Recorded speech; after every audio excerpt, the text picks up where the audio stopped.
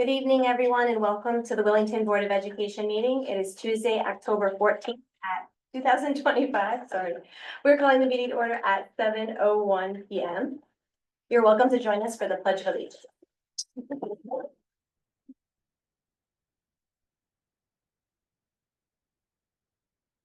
Allegiance to the flag of the United States of America and to the republic which stands one nation liberty and justice for all.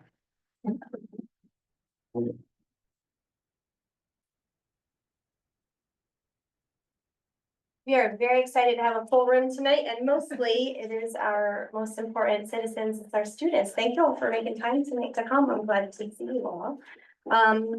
We have, of course, you are officially known as our Student Board of Education representatives.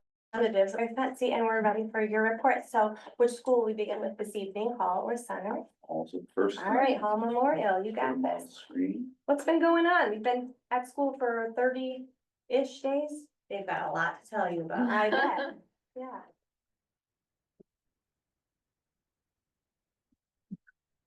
In October, we will highlight school beautification, student voice, rich data to inform instruction, Hispanic heritage learning, and more learning, and 61% in school attendance since the last BOE education meeting. And the all school representatives for 5th grade are Elise Langdon. For 6th grade is Yesamine Schurzy, Edgar Szynski, and James Fahey. In grade 7, we have Cole Tubbs, Evelyn Ayers. In grade 8, we have Roman on Zoom and Aubrey Cook.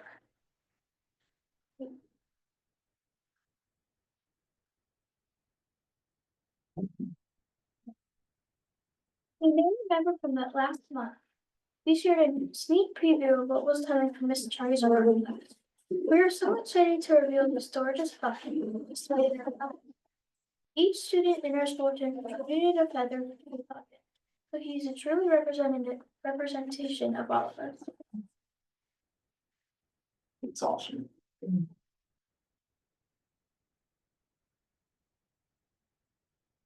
This is Roman and he's on Zoom. There he is. Oh, hold on 1 second. Roman, you should be able to unmute now. Yeah. We have formed a Principals Advisory Board. Our group met first in September and students shared ideas on topics including student recognition, student incentives, and Spirit Week. We meet again on October 15th.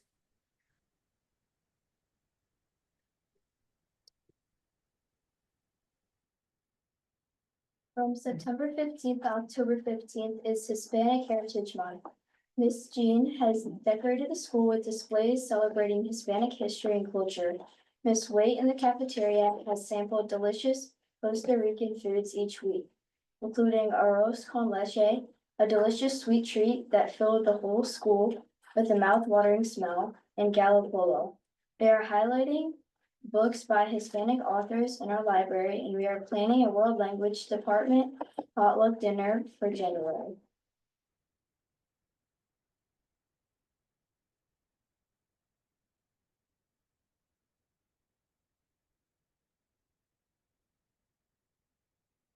Oh, Aubrey.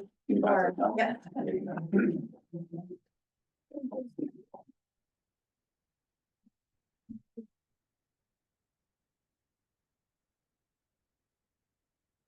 Students are learning about area and surface area. They created polyhedra and one found the surface area of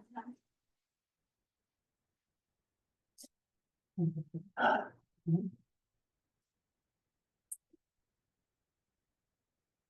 A lot of kids think math cannot be fun, but these smiles tell us otherwise. 7th graders became their own math models as they explored the concept of a scale factor. After measuring their own dimension, they calculated how to shrink themselves down while keeping everything in proportion to fit inside the given image. These hands-on projects not only reinforced their understanding of ratios and proportions, but also brought math to life in a fun and creative way.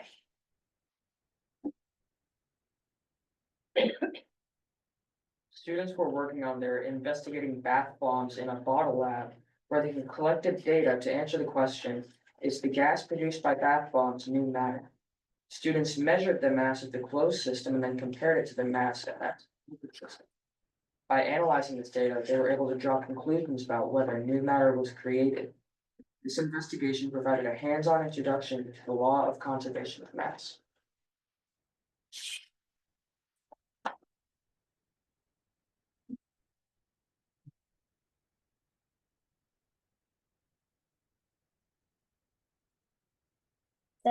Oh. Eighth grade science. Do all objects bend or change shape when pushed in a collision?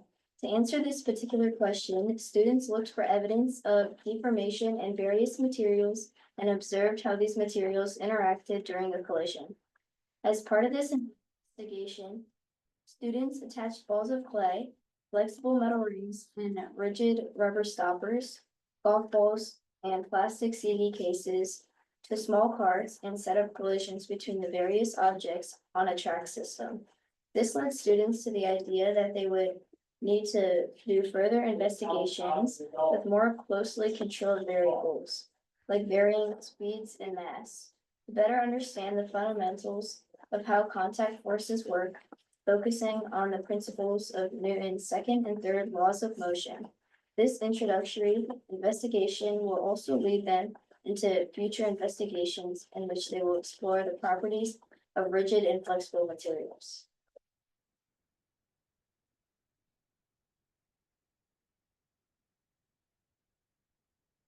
They're open again. Yep, it's from again. CT last week we had CT and Grow for CT Kids Week. Our cafeteria served locally grown food each day, including potatoes from Willow Valley Farm and carrots, apples, and corn from Carabin Farms. Kelly Barber from Forest Hill Farm and Alyssa Jones, our farm to school coordinator from Yukon Extension, came to visit us last week to teach us about maple syrup and how it's made.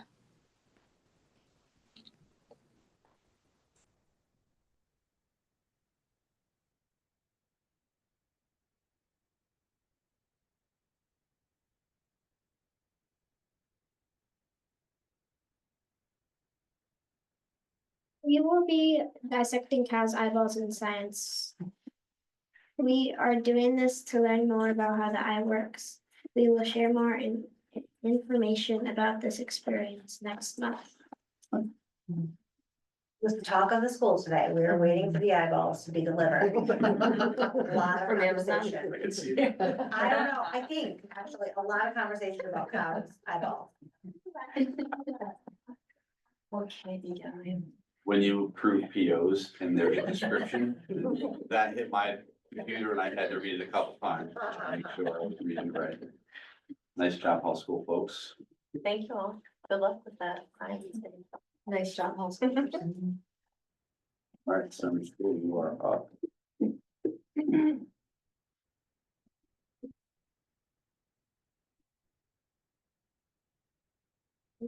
Family curriculum night on Thursday, October 2nd, from 6 to 7 p.m. Kids were excited to be able to teach their families how to play, reading, and math games, visit special teachers in the library, and show some of their projects on display in the hallways. My schoolers had a taste testing on Thursday, September 25th. They were learning about apples, so Miss Bergen made an apple pie for them to try. Kindergartners worked hard on the body pictures. Miss Bristow put the paintings on the ceiling for families to find when they came for family night. First graders filled the pom-pom jar and earned a selfie on Friday, September 19th. They also finished Unit 1 in CKLA Knowledge, Fables and Fairy Tales.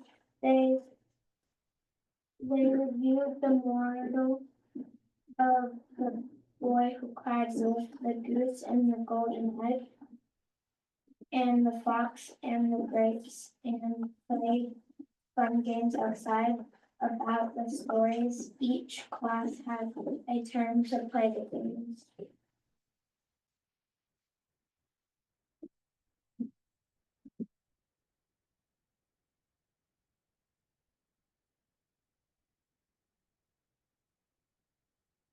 Graders worked hard on several projects,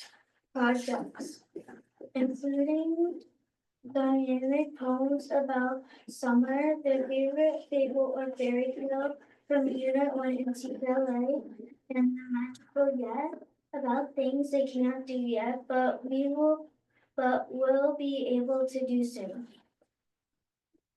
Third graders took advantage of the beautiful summer-like weather and read outside during one of their ELA blocks.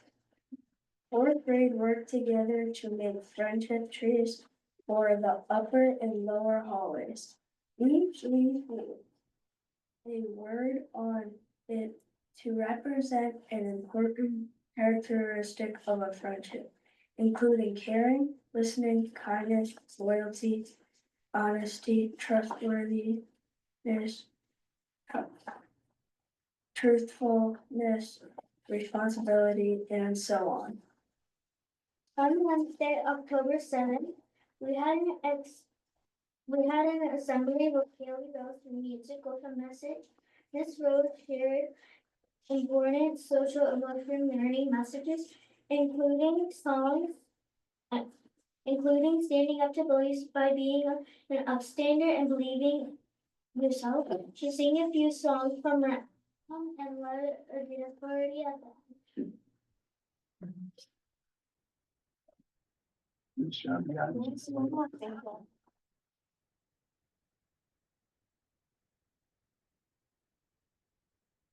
Well, thank you all very much. You really make our town look good. And thank you to Principal May and Principal Cushing for being leaders in those buildings and helping these students craft their own learning, find their passions and follow them, and, you know, ordering cow eyeballs. Okay. Children and families, you're welcome to stay for the remainder of the meeting, but perhaps you prefer to exit at this time, and you're welcome to do so. We've been so happy to have you. Thank you very much. Thanks for coming, guys. Thank you, guys. We have school tomorrow.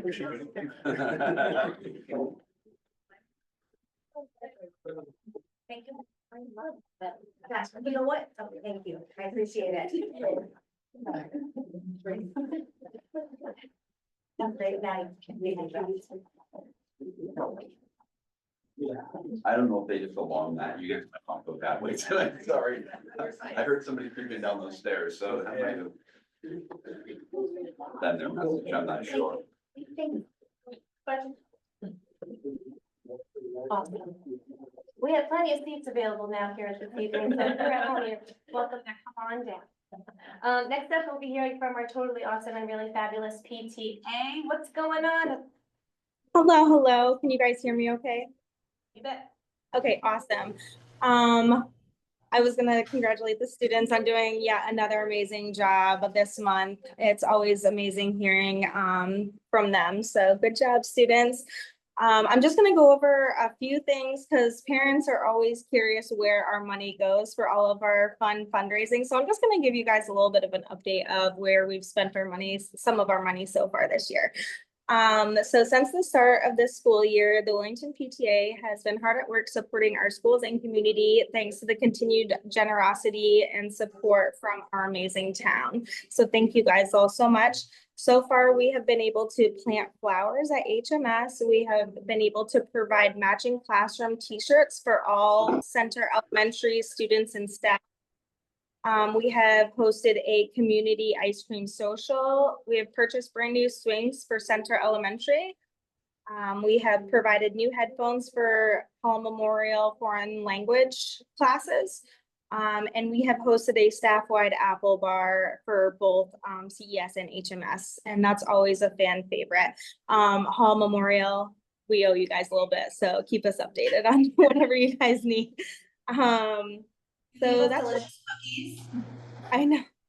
We I'm had sorry. cookies. Oh, yes, and cookies. So that's just where some of our money has gone so far this year. Currently, we are at 69 active members. And as promised, we have drawn a winner for the 2 Legoland Day passes. These passes were available to anyone who joined the PTA by the end of CES and HMS curriculum nights. And the lucky winner is, drum roll, Jean, Brennan, and family. So congratulations, Jean, Brennan, and family. If you just, we'll reach out to you guys and get you all the information that you need. So we hope that you guys have a wonderful time at Legoland. So as of right now for fundraisers, we have our MCM Pie and Cookie Dough fundraiser that's underway.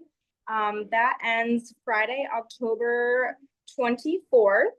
Pickup will be Monday, November 24th at CES during parent-teacher conferences, which is just in time for Thanksgiving. Direction and order forms have been sent home in all student backpacks and are also posted in our PTA Facebook group, digital backpack, and shared via email to our current active PTA members. Please reach out if you need any assistance in signing your children up, or if you don't have a student, if you're a town member, you can let us know and we can get you guys hooked up with some pies and cookie doughs. Some upcoming events that we have our annual trunk or treat, which is scheduled for Friday, October 24th, 6 to 8 at Center Elementary School. We are still looking for more friends to decorate trunks and a few volunteers to help during the event itself. I think we're up to 20 trunks, so that's so far so good. The rain date is scheduled for Sunday, October 26th, 4 to 6 p.m. There are 3 very hungry monsters roaming around the halls at CES, HMS, and well, they will be starting tomorrow, in the town office. They only eat candy, so feed them if you dare. All extra candy collected will be shared with trunks that run out of candy during the event itself. Flyers to sign up for trunks and or volunteering have also been posted in Facebook digital backpack and have been emailed to current PTA members as well. A huge thank you to the Willington Hill Fire Department for providing food to purchase during this event. Then we have our Election Day bake sale, Tuesday, November 4th from 6 a.m. to 6 p.m. at the town offices. We're looking for volunteers to bake and provide unique grab-and-go treats, as well as table helpers for day of the event.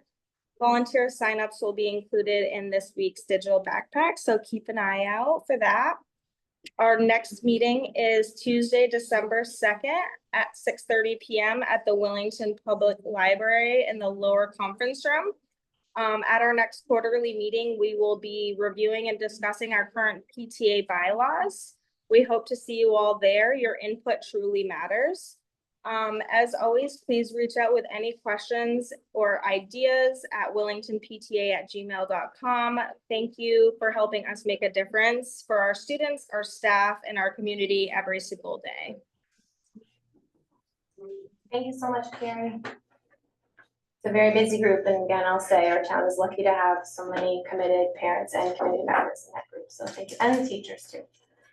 Okay, agenda item 5 is chairperson report. I wanted to publicly thank the Willington Fire Department and custodial staff at Hall Memorial for watering our new grass on the field. It looks so good that when I went by today, I could hardly even tell where the borders of it were. So thank you for that. That's really important work that you did there. And I know it was not easy, especially during those hot days. So thank you. I also wanted to say thank you to my fellow board members for your patience and support for the last 2 years while I have occupied this particular chair. It's really been fun working with you guys, and let's see what else we can get done tonight.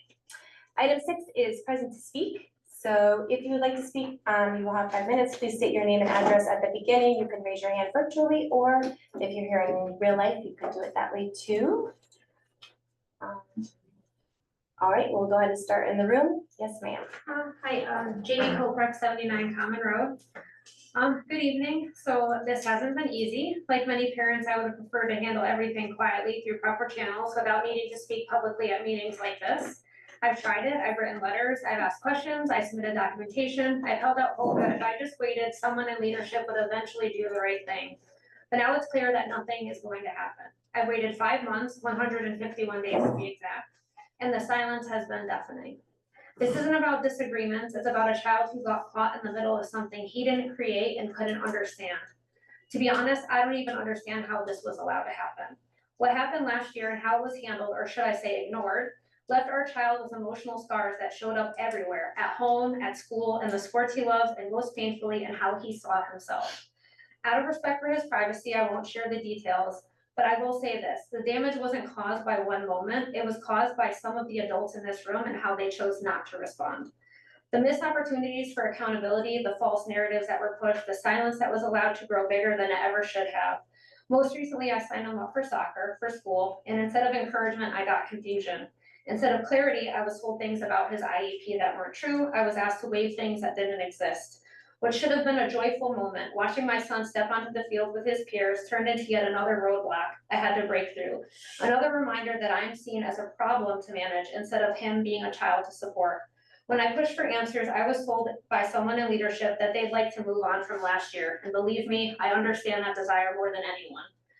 But when you're a parent trying to help your child carry something he never should have had to carry, you don't just move on, not while your child has become collateral damage. Nothing about this has ever been right. If anything, it's just being made worse. Instead of honest communication, this district turned to its attorney. After the last conversation I had, I now have every reason to believe the attorney is contacted nearly every time something involves my family. Can you imagine how much this has cost the taxpayers of this town? Just so the district can avoid hard conversations and hide behind silence rather than do the job they are paid or elected to do. But I'm a mom and intimidating letters don't scare me. I'm not here to cause trouble. I'm here because I believe public schools should operate with honesty and transparency. I believe families should be treated as partners, not threats. And I want to be clear, this year has been completely different. Not because the district made it right, but because a group of amazing educators showed up with open hearts to help their students. The 5th grade team has made my son feel safe, seen, and supported in a way he's never felt at school before. When the weight of last year kicks back in, they're ready. They don't shame him, they lift him up, they believe in him, and because of that, he's finally starting to believe in himself again. He's smiling again, he's raising his hand, he's acing tests. He's become the kid we remembered, the one buried under trauma that should have never happened. That's the power of good educators, and to them, I will always be grateful. But let's be honest, he deserved that last year too. Every child does, and that's why I'm here, not to keep reliving the past, but to ask a simple question. What are you guys doing to make sure this doesn't happen again? What systems are in place to hold adults accountable when they misuse their power?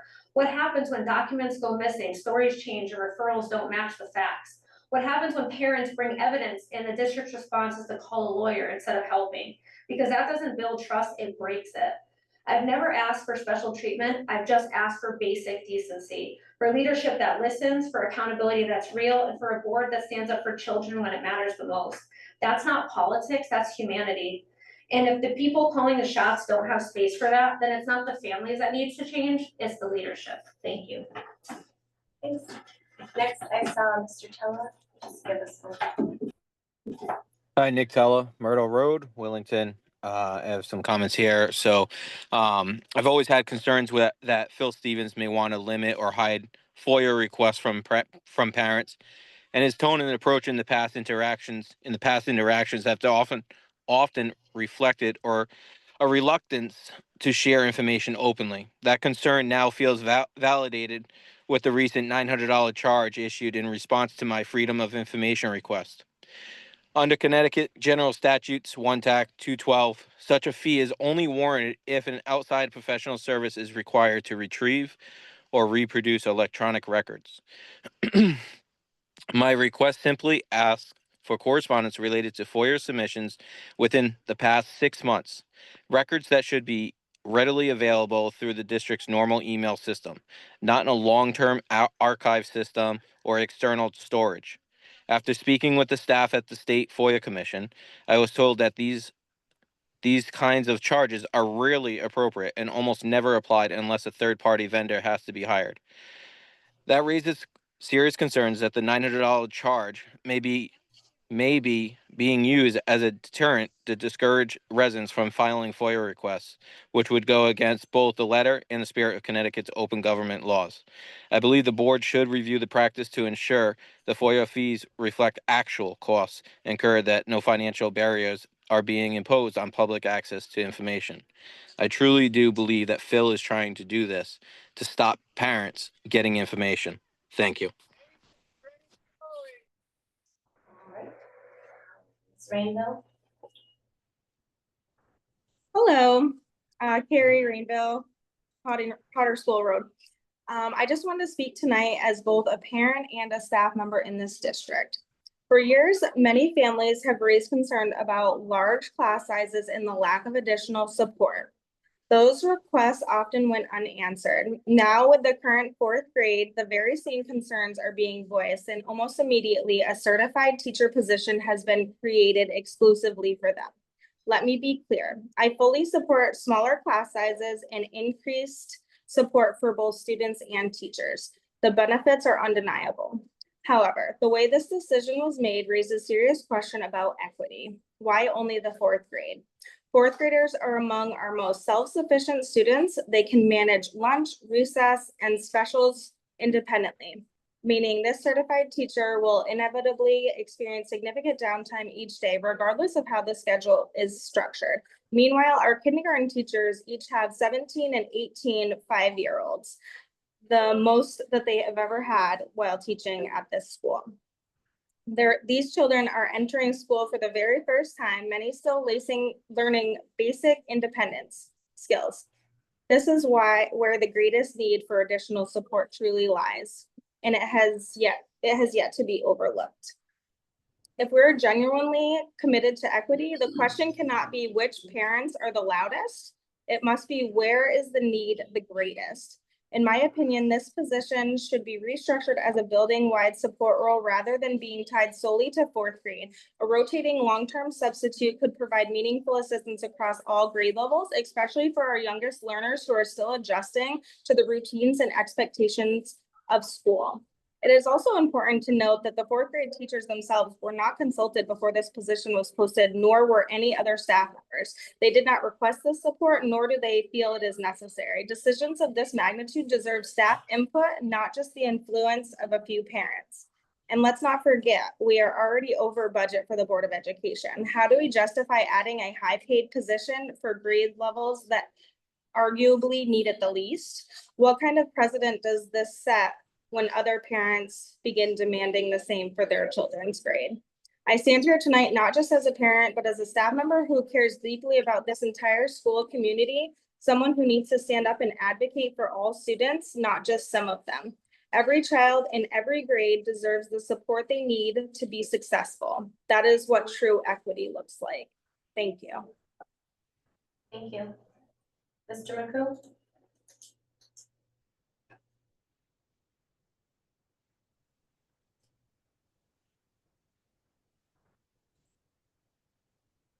Can you hear me? Good.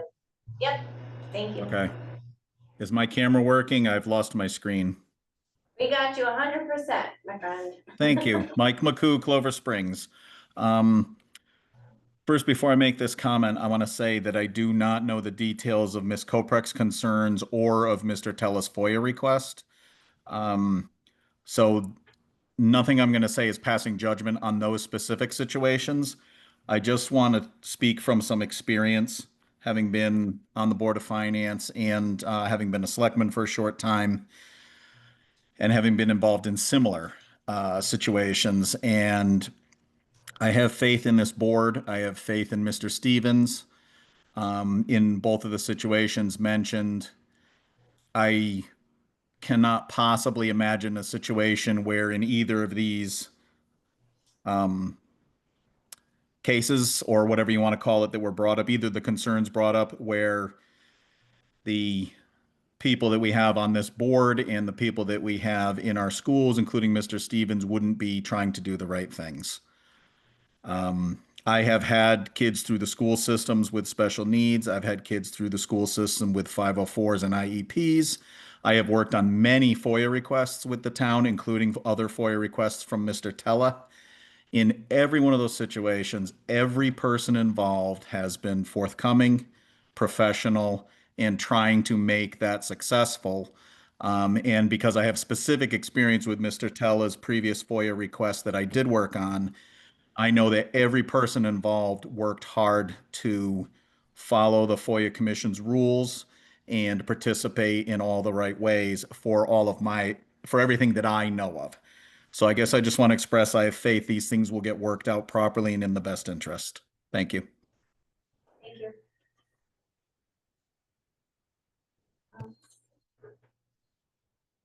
Okay, anyone in person? All right, we'll have another opportunity at the bottom of the agenda. Thank you. Item 7 is a presentation. We're lucky tonight to have one of our fantastic administrators, Mrs. Marsha McGinley, with us. She's going to talk about multi-tiered systems of support, which you may hear commonly referred to as MTSS. Hi, Marsha. Hello, thank you for having me. Thanks for coming. This is a great topic. So last time we met, we talked about some data, and I think Phil's gonna talk some more about data today. Data's meaningless if we don't do anything with it. So wanted to come and spend a little bit of time giving you a bird's eye view on what we do with our data. And yes, as Brianna said, I'm gonna talk about multi-tiered systems of support, and of course, in education, we need an acronym, so we call it MTSS. So what is MTSS? It's a national recognized framework to support all students academically, behaviorally, socially, and emotionally. We used to refer to something similar to MTSS as SRBI, Scientific Research-Based Intervention. MTSS is very similar, but I guess you can kind of say it's just a wider net to support students. MTSS is also data-driven systematic approach to identify and address students' needs early through tiered levels of support. So why does this matter? It ensures equity and access for every student. It improves student outcomes by providing timely support. It reduces achievement gaps and behavioral issues, and it helps allocate resources effectively or efficiently. So we talk about tiered support. This lovely triangle is something we've always referred to. The tier 1 is basically your curriculum. It's your high quality core curriculum instruction with universal screenings. It's what every student receives. Tier 2 is typically a smaller group of students, which is small group instruction provided by the general education teacher with progress monitoring. Tier 3 is the next level. It is typically a smaller group of students who are receiving either small group instruction or one-on-one instruction provided by our interventionists, reading and math. There is frequent progress monitoring that happens during this time. So how do we go through this process in both buildings, at center and hall? Well, the general education teacher provides high quality instruction that's progress monitored through curriculum-based measures and benchmark assessments. We have data teams including grade level teachers, general ed teachers, interventionists, administrators, reviewing all student benchmark data on a regular basis to identify students who require tier 2 support. The tier 2 intervention plans are developed, progress monitored, and reviewed on a regular basis. The student assistance team, including the gen ed teacher, interventionist, related services staff, such as the speech and language pathologist or one of our counselors, and administrators meet to identify students who require tier 3 intervention plans, which are also developed, progress monitored, and reviewed. So what does tier 2 look like? I provided some examples, but certainly not limited. These are just some samples. In the academic area, small group reading and or math instruction is provided by the general education teacher during the WIN periods, the what I need periods. For social, emotional, and behavioral support, students may participate in lunch bunch groups with the counseling staff. For attendance, there's communication with home and check-ins with students by a school nurse or counselors or administrators to identify any barriers to school attendance.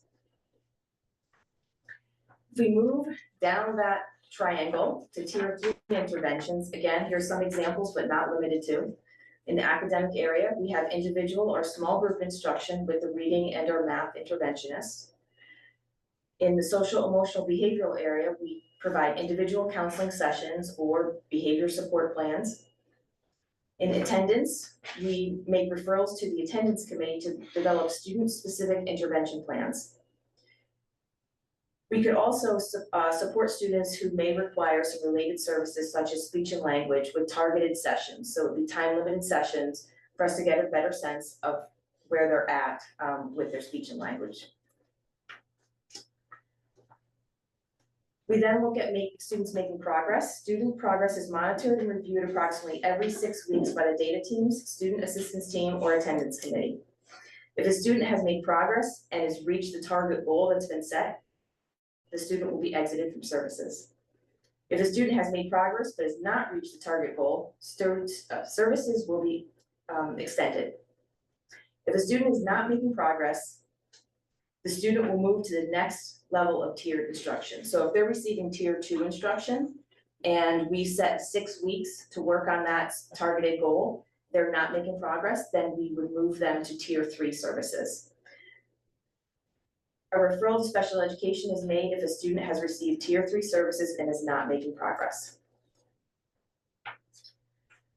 So most recently, we've developed some district committees to ensure that our MTSS process is happening with success.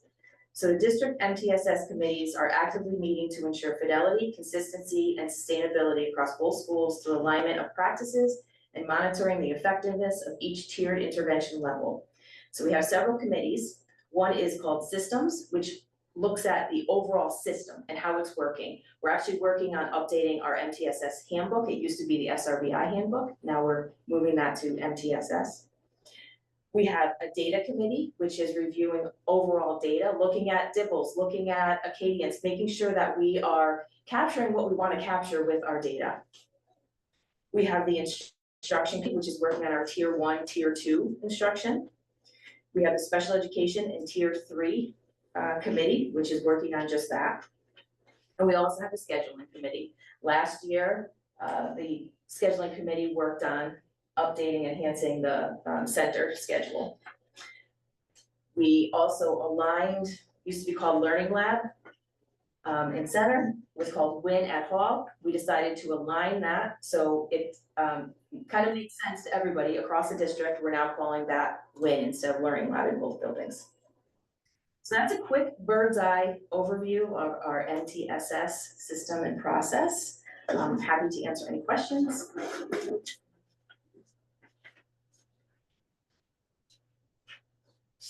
So can you give me an example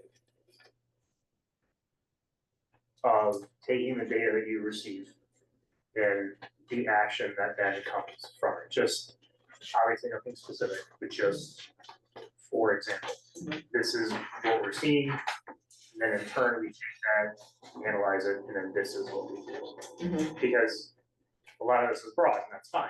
Right. But I'm looking for a bit more specific. Yeah. So the teams, whether it's a data team or a student assistance team, will meet. The data teams, I know at center, will review all of the student data, kind of narrow that down to the students and jump in if I'm missing something. Narrow that down to really look at the students who are not making the achievement that we'd like to see. And then they would work on developing individual student plans. We call them ISBs, another acronym. So almost not similar, but we have IEPs for students with targeted goals. We have similar, the ISPs through the tier 2 to tier 3 intervention process, who would have the targeted goals and the interventions listed. And then we would also talk about when that would be progress monitored, and the team would meet to review the progress on those goals. So typically teams are meeting 6 to 8 weeks to review progress on the interventions put in place, to make a determination, okay, how is that student progress made? Did they meet the targeted goal? Do we need to extend the service? Do we need to move to another tier or to special education? Do students in tier 2 require IEPs or 504s? No. Okay. Students on IEPs,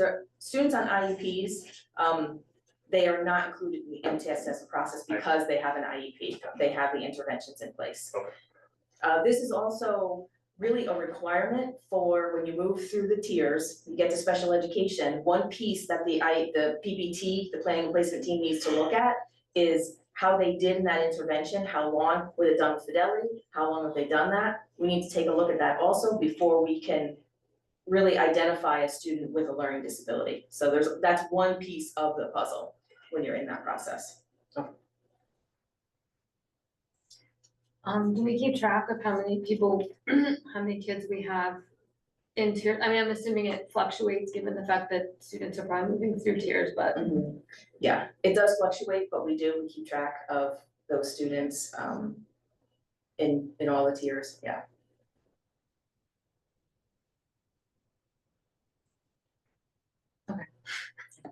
I'm just thinking about what those numbers might mean. I mean, if we have an inordinate amount of students in tier 2 or in tier 3, I'm assuming that informs some kind of instruction or some intervention on it. Yes, and that's something that the MTSS committees are really looking at too. That's a big piece. And something, not to speak out of turn, but something that our general education staff is looking at. So today, in professional development, that was the conversation, that if X number of kids are in tier 2, but we see that 75% of kids need work on this specific skill, well, that's not a skill to go over in tier 2 intervention. That's a skill to go over in your general education tier 1 instruction, because it seems like the preponderance of kids need that skill. So definitely our staff, our interventionists and our general education staff are meeting regularly on that exact topic, which is what skills do the kids in tier 2 intervention need, and what skills might they need, but some of our kids who aren't in intervention also need, that could be covered in the general education setting. Question. Excuse me. Not quite sure how to word this, so I don't know if it's gonna come out right, but, and I don't even know if this is like a traceable statistic, but does it seem as though there's always been kind of like the same percentage of students overall that need some type of extra help throughout various decades? Do you understand what I'm trying to say? Like, I think right now we're almost at 25% of our population needs some type of special education requirement. Like, has it always been 25% since? I know that like things have changed, I'm sure that like back in the 70s and 80s, nobody was really paying that much attention to it, you know what I mean, as they maybe are now, but I was just kind of curious if you understand what I'm trying to ask. Yeah, and I think I can definitely answer it in this way. I can't speak around our tier 2, tier 3 and what that looks like over the years. I know that we have that data. I don't have it up here right now. I can speak on special education data and say that for years, we have always basically trended 1 to 2% above the state average. And there's many reasons why, I guess, but that's typically where we are at. So if I had to make like an educated guess on where we're at with the tiered intervention services, we're probably around the same. Yeah, I meant like over the years, are we seeing? Yeah, more? do you think that we're seeing more students who need this special help, or is that Yes. hard to say? And again, I can only really speak to special education, but yes, the numbers are increasing. over the Yeah, years. like obviously COVID probably added some, but that was just like one little blurb. I didn't know if over time the line graph is like going up, you know what I mean? Yeah. And whoever started keeping track, I don't know, you know what I mean? Right. I think the line probably tends to trend up. Okay, Yeah. interesting.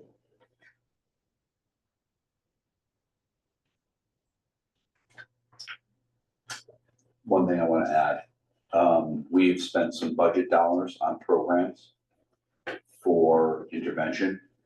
You want to talk about that for a second? We're using the Bridges program. Yeah, do the math, the Bridges program. One of the PDs that the special education staff, they were doing a deep dive into some language arts intervention curriculum today. Looking at CKLA intervention, looking at Lexia intervention. So we have been putting a lot of resources, time, committee meetings into looking at enhancing our intervention programs for our kids. And I think so far we've done a great job with having some new programs come into district. And our staff has been very thankful for that. Yeah, Um, getting so- away from the hodgepodge. Yeah.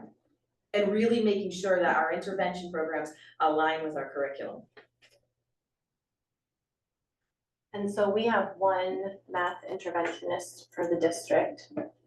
No, We have one in each building, we have one math coach for the district. there you go. And then language arts is the same. Yeah, okay. Mhm. Yeah, and I mean, you're gonna see the Devil's Date tonight, and I can tell you their caseloads are pretty solid, they're full, I mean.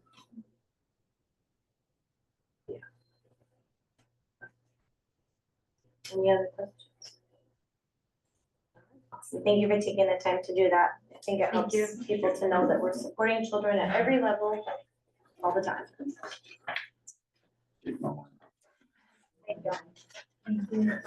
Before you, can I ask Ms. Lemay to stay for the next item? Because it does pertain to her. Yeah. You can speak to specifics, I'm I sure. understand that, but there's a. That's Yeah, You're welcome to stay as well, or.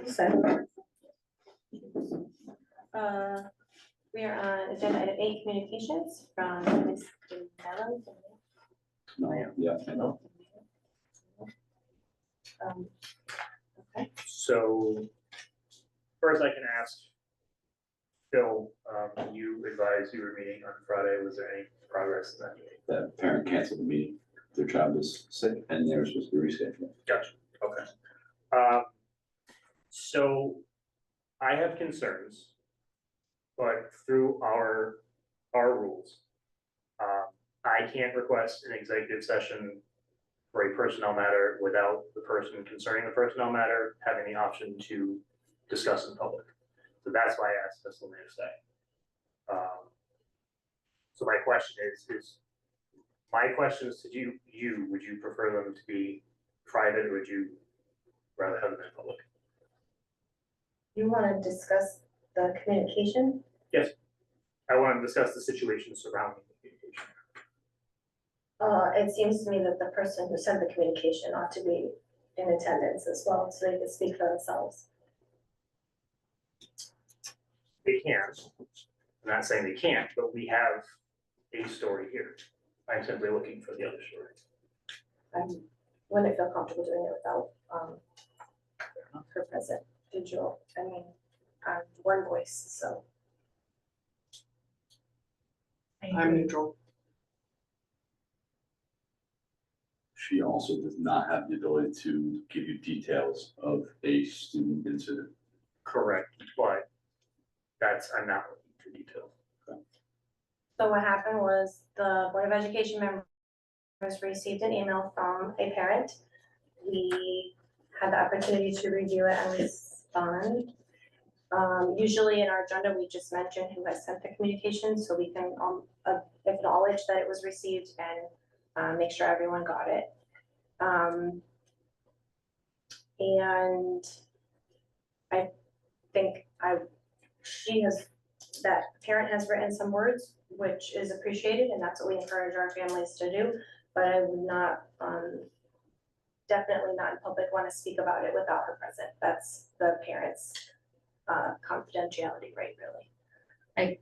I feel the same. I'm trying to figure out from a parent perspective. I would not want this discussed without my input. That's completely fair. I'm preferring to move it to executive session, but I can't do that without the personnel that it's concerning having the option. That's in our policy. That's why. Does the parent have the option to participate in that executive session? I'm sure they could, but the parent participated by providing communication. Again, I'm not looking for details beyond what is in the communication. I have concerns about the policies that are surrounding this. That's my concern. That sounds like an us question. What? Policy. But that would also be taking this communication as 100% true, which may or may not be the case. It affects, Ms. Lemay it affects her. It's in here. So there's another side of it. I just need to know essentially I need to know if what was written in here is true, because if it is, then we have work to do. If it's not 100% true, we need to figure it out, and that, again, I'm not asking for specifics, I really don't care about the specifics of the person or the incident, I care about if what's said in here is true, we have policies to fix. I also feel that that's very separate. I feel that we need to deal with the parent issue in one bucket, and then the policy is completely different, and we'll look at that at a later date. The policy committee will look at that at a later date and amend it to make the policy work better, but I think it's very separate from this case. I feel like it's not also our role to, interview Ms. Lemay about what happened. I think if we have concerns, we have an email that indicates from a parent perspective what happened. We can certainly look at our policy and say, was the policy followed according to this email, and then ask questions as it pertains to that. But I certainly, as a board member, I'm not comfortable interviewing the principal of Hall School about what happened in this forum. And I don't know what forum would be appropriate, but I don't think it is this forum. Well, Phil's the supervisor of the administrative staff. Yes. So he's the one who should be, and I'm sure is, in communication with all parties and determining whether or not there was a breach in the policy, or if it was followed completely, or whether or not it does in fact need some tweaking. And he's a part of the policy committee, that's our tier. Maybe we should make a triangle. That's our tier of responsibility. So that would be a good thing to ask to put on the next, maybe a review of that particular policy on the next policy committee meeting. And then in the meantime, whatever information you're able to share with the group regarding changes that need to be made or what have you is something we could look at. But Phil's responsible for those staff members over there. I'm well aware. Doing it at our policy meeting doesn't solve the publicity of it, because policy meetings are public too. So that doesn't solve the publicness of it. Going over the policy and shoring it up and making sure there's not holes in it, especially if you can identify a problem. That's what the committee would be for. So when are we discussing the incident? And You it's can't, being you handled can't, there. but then there's no result. You can't say one way or the other because it hasn't been discussed. So if you wanna look at the policy, that's fine, but maybe you don't know if it's right or if it's wrong.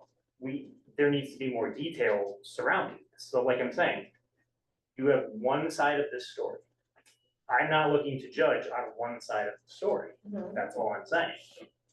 But if this side of the story is correct, then we do have work to do. If you want me to take that assumption, I'm happy to do so, but that's not fair. I don't think that's fair. So. Can I just say, That's I, Phil's responsibility. This issue is being handled at the superintendent level. There was an incident, the principal, who's the administrator of the building, handled it. If there's a problem there, then it goes to the next level, which is Phil. So he's the conduit between the parent and the administrator at this time. He is handling the details, and I believe that my responsibility on the Board of Education is at a different level than that. That's my superintendent. He's handling those parts of it. If it's a policy issue, then he's gonna bring that up. We're gonna have a discussion during the policy committee and we're gonna handle it there. What happened, it was not even necessary for that. It was absolutely that parent's right to reach out to us and share that information. It's true that we only have one side of the story, but my role is not to investigate that at that level. My role is to create an institute and policy. So you just asked Mr. Stevens like how it's going. He gave you a piece of information, which is kind of extra for us too, I feel. But we kind of try to work in a community way like that. So that assures me that he's been in communication with this parent and of course has communicated with his administrator, and that's how it needs to be handled. If there's wrongdoing on the part of our administrators, then that's for him to manage also and perhaps would eventually come to us.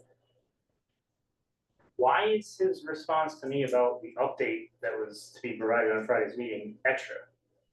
I'm sorry. We didn't all know about a Friday meeting, and I probably shouldn't know about a Friday meeting between a parent and an administrator and a superintendent. That's kind of beyond, that's their personal, that's their business handling it. And now everybody knows there was to be a meeting, and the parent didn't come, and that's not really fair. It was in his communication to us. I mean, we're not supposed to know. I'm confused on your. Am I wrong? No, you can know that I'm meeting with a parent and I'm following through with it because I am. I haven't had the chance to meet with the parent yet. We've just exchanged emails. That's it. Can I ask a question? Just because for me, I still really struggle with our role and what we're allowed to do and not. And I may never understand. Just trying to do the best I can. If we're in charge as the Board of Education to create / edit policies. So then I'm just thinking of like a flow chart, like the chain of commands type of thing. So we create and edit the policies, and it comes down to you to ensure that the policies are being followed. Correct. And you also get feedback on the creation of those policies from staff. Okay, so then I can kind of understand, just playing devil's advocate, because I don't really know about a lot of this type of stuff. As a board member, how do we know? So we would just have to wait to hear from you if a policy is suggested or recommended to be edited, or if we're having troubles like actually seeing the policy through to fruition or whatever. So then you would deal with whatever is going on if it affected a policy and be like, oh, hey, this is how it's turning out in real life, because of course we're just writing it and we don't really know sometimes how it's gonna turn out. Hey, so we just have to rely on you informing us if something needs to possibly be amended or created. Or right? Staff or a parent making recommendation, sure. So I guess that's where I'm like, if we had a parent communicate to us and cited a policy that we have, that we may or may not have, and she came to us to question it, like, that's where I'm confused about, like, well, how involved do we get then if it's a current policy that we have? And now we're just like checking up, like, okay, well, what happened? And I know that there's FERPA, right, and stuff like that, but I guess I'm just confused too, like, okay, well, where exactly is the line? You know what I mean? Like, I can understand what Brianna's saying, and it's like, okay, well, that's not really our job, but it feels a little bit convoluted to me, and I don't know. Maybe a way to connect them is when we receive communication from parents about specific policy concerns. I mean, the group can decide automatically that topic goes to the next policy committee agenda. Maybe a special meeting needs to be had by the policy committee. Maybe each time a communication like that is received, the group wants to be sure to discuss it during this time, like whether or not it needs to be referred to the policy committee. That's what I was trying to say about where that belongs. Like, I can understand, like, my son is gonna be 4, so I have yet to have a child go through any type of school system or public schooling or anything like that. I could understand a parent's frustration of, okay, this happened here, I'm potentially not getting the response that I'm looking for, who do I go to? We claim to be advocates and liaisons between students, families, staff, you know what I mean, all that stuff, so it's just kind of like, it feels frustrating for me too, to be like, okay, well, that's not our job. Every time we're like, oh, this is something that we could really like help with or fix or look at, but we're not supposed to know. I'm just venting, I guess, or saying, like, I don't understand how it all works, and it's tough for us, because we're like, okay, well, that's not our job. but also we try to be in the middle between, you know, a representative of the community. I'm rambling now. Anyways. Your job That is a- in this scenario is to, you get a communication like that, I share it with you. You could look at the policy and you can say, based upon the email, excuse me, based upon the email, was the policy followed or not? Right, but like he said, we only are hearing it from that person's perspective. And it may be followed or not, Okay, based upon that. If you see that you think it wasn't followed, you can simply ask me and say, we got an email response around this. Was there more information and that would tell you that this policy was violated or not? In this situation, the policy was not violated. I can tell you that. And in that situation, there also might be more information that we would use to improve our policy. So sometimes it's legal from the state where you have to the new climate policy you tend to adopt. It was like word for word, right? Straight from Shipman. Other policies you've taken and you've put a Willington spin on them. In this situation, there might be a recommendation from a parent through a communication with me to say, hey, do you think you could look at that policy to improve this part of it? That's then where the board would be involved. okay. Because I don't set those things. I would bring those to you and then you would decide as a committee, a subcommittee, do you want to insert those things? What are the pros and cons of it? Is there a legal issue with it? You come to an agreement, you then report it out back to the full board, and then the full board would have something that you could share out. So that layer of policy is how it gets to the full board, and the subcommittee is the group that is doing that work. So if there were a policy committee meeting and I brought this information, I would bring suggestions, recommendations around that policy if I thought there was something that we need to improve upon. A lot of that policy would be considered to be legal also. So which policy are you referencing? Because I took the time to go through, and my biggest problem with this is it's a gray area. The crux of the argument is it's a gray area. That's why I wanted to get more detail. And again, trying to paint me like I'm trying to do this in public, and I'm not. I don't want to. That's not the point. And doing it at the policy committee meeting does not eliminate that problem. It just hides it through the filter of Phil. So my question is, which one are you referencing? Because there's several that could have been considered here. Well, I just wanna interject, I apologize. So Arthur, what you're saying, you just basically painted everyone with a broad brush and what I heard you say is that we're trying to not be transparent or to hide something or whatever, and you're trying to bring it out into the light, and I don't understand that reference at all. It's a differentiation between what is our job and what is not our job.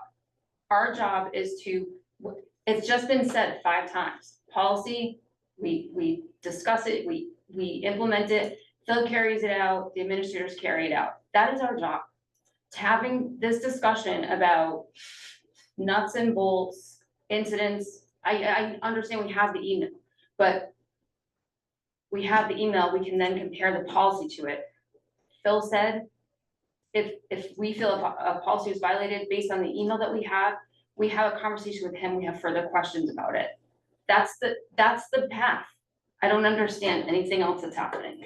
Okay, I didn't paint you all and say you're trying to hide anything. Never did those words come out of my mouth. A. B. I did the research, I did the work, I looked at it. I'm trying to figure out what policy we're talking about here, because there's several it could be. I'm doing it through a channel right now. I'm doing it through Phil right now. If he can give me the one he's referencing, I'm happy to look at it, because like I said, I looked at all of them. And the crux of the incident in the email is a very gray area of our policy, so I wanna know which one he's referencing, because he said he looked at it and it was followed, and that's fine.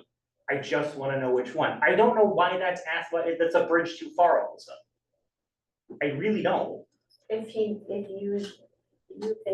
use a policy number or the title of that policy, but I still feel breaching the confidentiality of the email that was sent to us as individuals. So that to me seems like a conversation with Bill.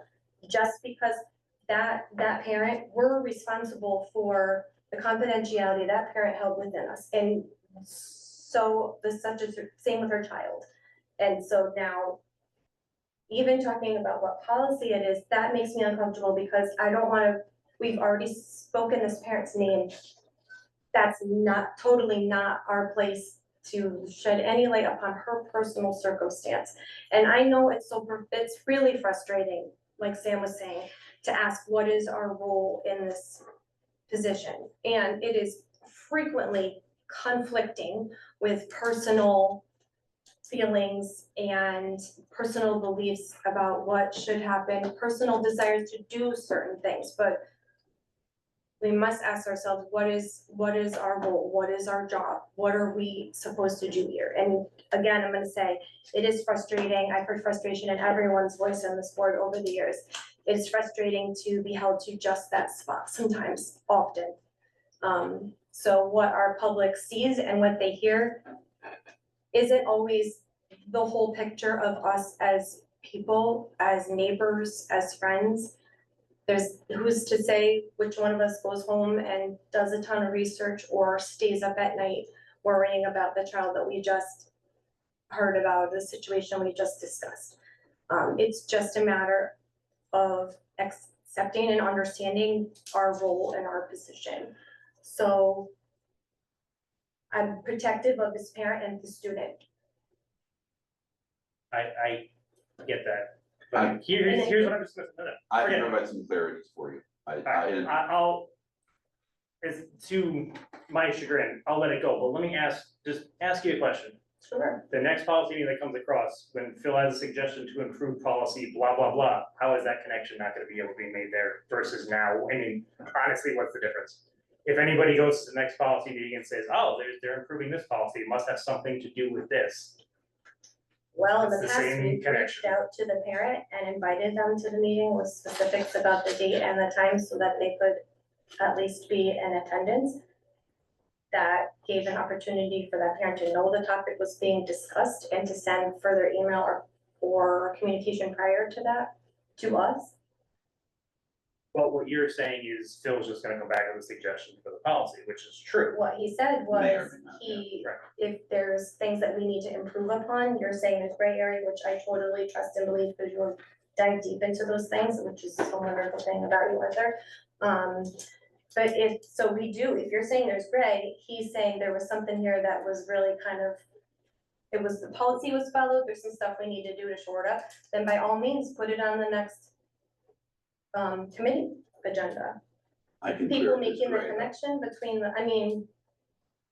I don't know, I just, It's. Let me clear up the gray because I understand what you're saying.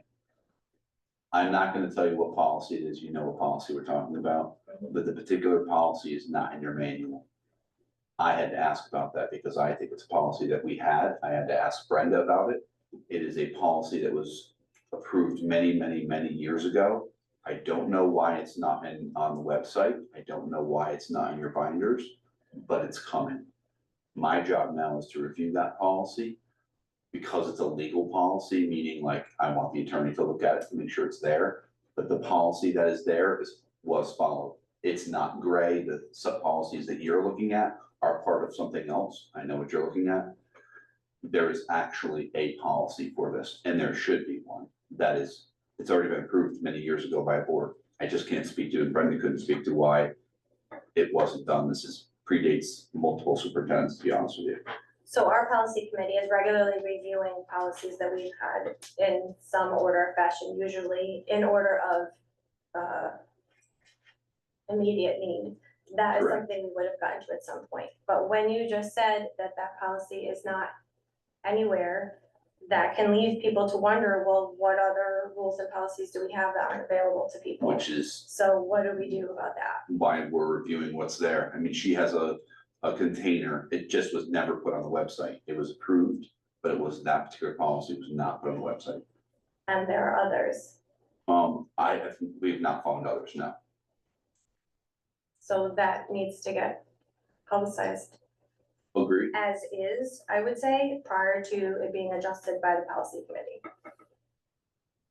Agree, yes. And at least, and be sure, please, to email it to us, because Yeah. now that's the Yeah. comparison we need to use. Yes, Anne? One potentially, hopefully, last question. When trying to use the words that my intention is to use. When you hire somebody, I'm presuming they are given a employee handbook along with various rule books and stuff, is that correct? Like the policy handbook? They'll have access to a boatload of resources, yes. So my question is since how, if you're referring to a policy that was followed that nobody was aware of recently, how do you know that that person was following said policy that nobody knew existed? Because it was good leadership. Is there not a state There's requirement here? Several ones, Yeah. yes. So that's another. That's what you were saying, legal, like there has to That's be, correct. there's legality to some things too, that need to Which, be. even on the legal aspect, nothing was done that would violate policy or law.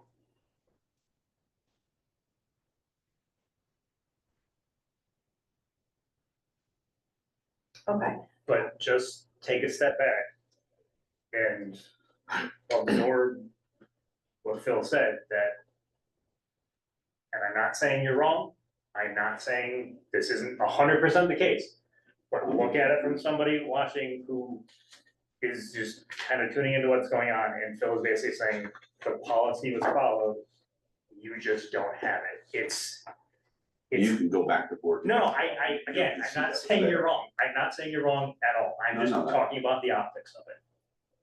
That's all. I'm Why I was I'm sure to ask that transparent. question It's, about well, how do, what it's else, yeah. what else is now missing? I've never had that in 8 years. And it tells you how often that happens. That's fine. Okay, so to wrap this up, you're in communication with the parties involved. Yep. It sounds like this topic for sure needs to go on the next policy committee's agenda. If there are changes to be made, sure. Regardless, we have to do something with the non-existent to Well, yes, existent if policy. it's old, if it's old. It has to be put in the manual and basically That's made just a aware. copy though. You don't feel that we need to be made aware, just so this is this is what we were talking about last meeting. Oh, I'm gonna send you the policy, you know, you're asking, Yes. yeah, I'm gonna send you the policy, for And it sure. needs to be updated. If it's that ancient, then perhaps it should come to the forefront of our. There, just remember, and I'm gonna answer your question a little differently than I just said a minute ago. Cape has 6 million policies. There is a policy for how to throw your gum away. I'm just giving you a stupid example. You have not adopted every single policy under the sun. There are some times where we have to use our brains and leadership to make decisions. That's what was done. I'm consulted on those things. Oftentimes mentors are consulted on things. Oftentimes other administrators are consulted on those things. So they're not made in a vacuum, right? But there are often policies that we don't have that you could adopt. And some districts choose to have. I mean, you can look at some districts and they have an unbelievable amount of policies for everything you could possibly imagine. That's just not, it oftentimes doesn't make sense. But this is something that should be in our manual for sure, and on the website.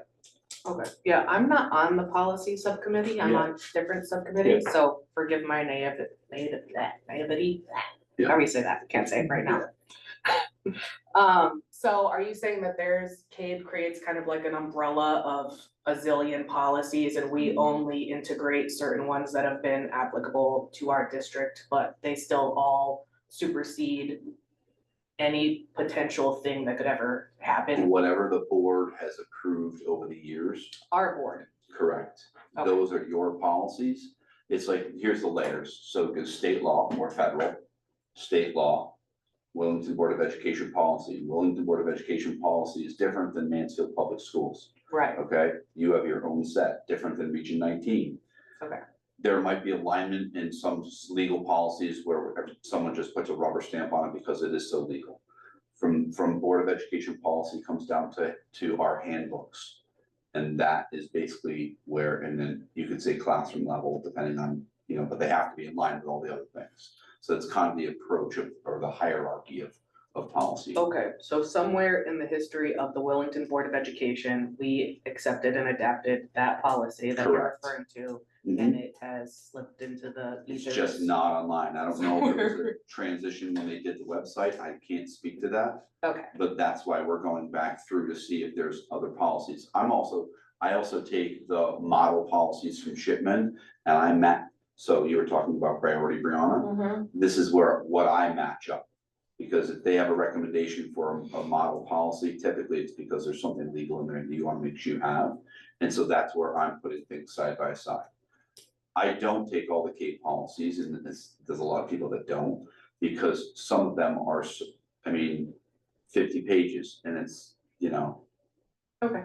There's too Yeah, many. thank you for letting me, I know we probably want to move on, but I couldn't wrap my head around exactly what you Make were sure saying. people understand.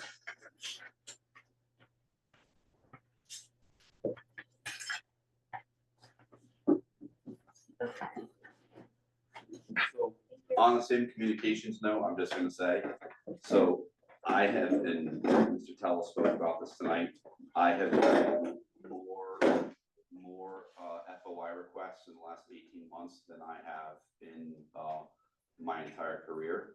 So I'm gonna start putting these on, and I found out other superintendents do this. I think it's good practice. So you know, because I'm spending time on this, you're gonna see the FOI requests come through moving forward. So you'll see them as a communication. They come into me. I'm your FOI person, and you'll be able to see those, and you can see what the request is, just so you know what's being done. Okay.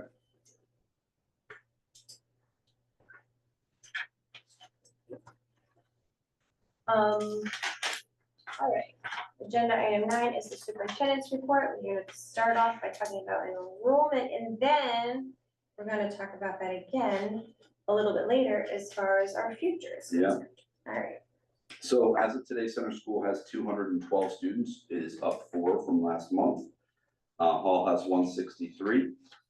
They are up 1 student, so we're at 375 at this point. Staffing, I will tell you that I spent a lot of time the last month with staffing stuff. At Center School, I hired Chris Chasen as the second shift custodian. He is a Willington resident, so welcome to him. We received a letter of resignation from Center School Staff Support Specialist Carrie Rainville, and I hired Maria Mahoney to fill that position. Our after-school program director, Kelly Sullivan, resigned, and I just hired Maria Panos. Basically Friday, after I clicked send and said we were looking for a director.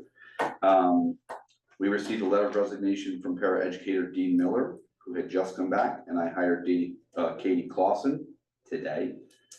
We received a letter of resignation from paraeducator Danielle Cromack, and I hired Lindsay Lacoste, who is also a Willington resident. And lastly, I hired Hannah Bernaschi as the 4th grade long-term substitute that you approved. At Hall School, I hired Graham Frastinelli to fill the library paraeducator position. Graham is a prior student and one of our prior paraeducators. He came back to us. We received a letter of resignation from Jonathan Pine, the part-time HMS PE teacher, who we just hired. He took a full-time job at another district, and I just hired Mary Grandy to fill the position. We sent out an email to 9. We were not getting applicants for the PE position. We went into our EdSite program and we pulled off 900 names with emails that were currently had certification but not working. And we found a retiree who wants to work part-time, which is great. And then we just received today a letter of resignation from Carol McKenzie She's retiring. She's been our OT for many years. She's retiring in December. I had already hired a long-term sub for occupational therapy, Katie Griffin. She's coming in for coverage, and so that may just turn right into a position. So lots of hiring in the last month. Got all that in. Can I ask you a question? Sarah? Yes. Is it possible for you to, so in private industry, we call them like flow charts. Is it possible for you to basically have a flow chart for each school as far as, you know, essentially the hierarchy? You know, you have your principal and then you have the other administrators. Do you have like department directors and things like that? That kind of thing. Just because there's a lot of confusion, I think, in the community about the structure of teachers. Yeah. Because you find out teachers have bosses, technically bosses that are teachers. I mean, I asked Sharon for it at the high school too, because it's way worse there than it is here. Yeah, because you have department heads. Right. Yeah. But I'm just wondering if that's something you could. I can, the only, I mean. Without names, just your Well, position, blah, blah, blah, blah, blah, blah. no, I mean, I could do names. You could, but they changed so much. Yeah. I mean, teachers to principal. And paras to Marcia, or in special education teacher, but I still think it'd be nice to have. it's easy to do. Okay. I actually just like to have it, it's just me. You just, no names, just positions, You so just not do listing position. people, just, do you want the number? The number, So 16 paraprofessionals, no, because it's just you Oh, want you mean- paraprofessional under case manager reports to. oh, Field service so director. you're talking about like essentially like one box, so you'd have there are 16 in here and then we go, yeah, that's fine. That's fine. How were the insurance elections with all those new people? Good. Good? I was a little worried as we were going along and seeing movement, so far Yeah, it it's seems good. like a lot of turnaround. It was.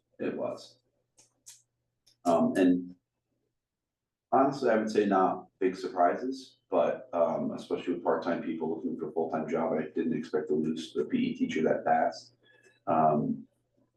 But so far and Donna's still settling that, but so far, I mean, I see, you know, I talk to candidates when they come in and ask if they're gonna take benefits or not after I've offered the job. Yeah. I can't be part of it, because I'm reviewing the contract with them.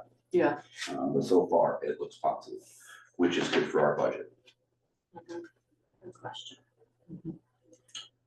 Since Sam's asking questions, here's the next one, the boiler update, oil tank update, Sam. It's all good news.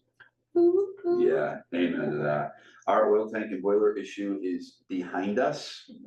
New oil lines for boiler 1 and 2 were installed. The water heater were run from the underground tank into the mechanical room. So it wasn't necessarily the boiler, it was the lines that were replaced. New check valves were installed with the tank. Dip tubes were replaced with copper. The boilers have been running on low fire and high fire whenever we want, which is fantastic. Last time I mentioned to you that we were working with Central Mechanical Services to try and figure out the repair, and if you remember, I was saying it was $11,000, we had a question about it.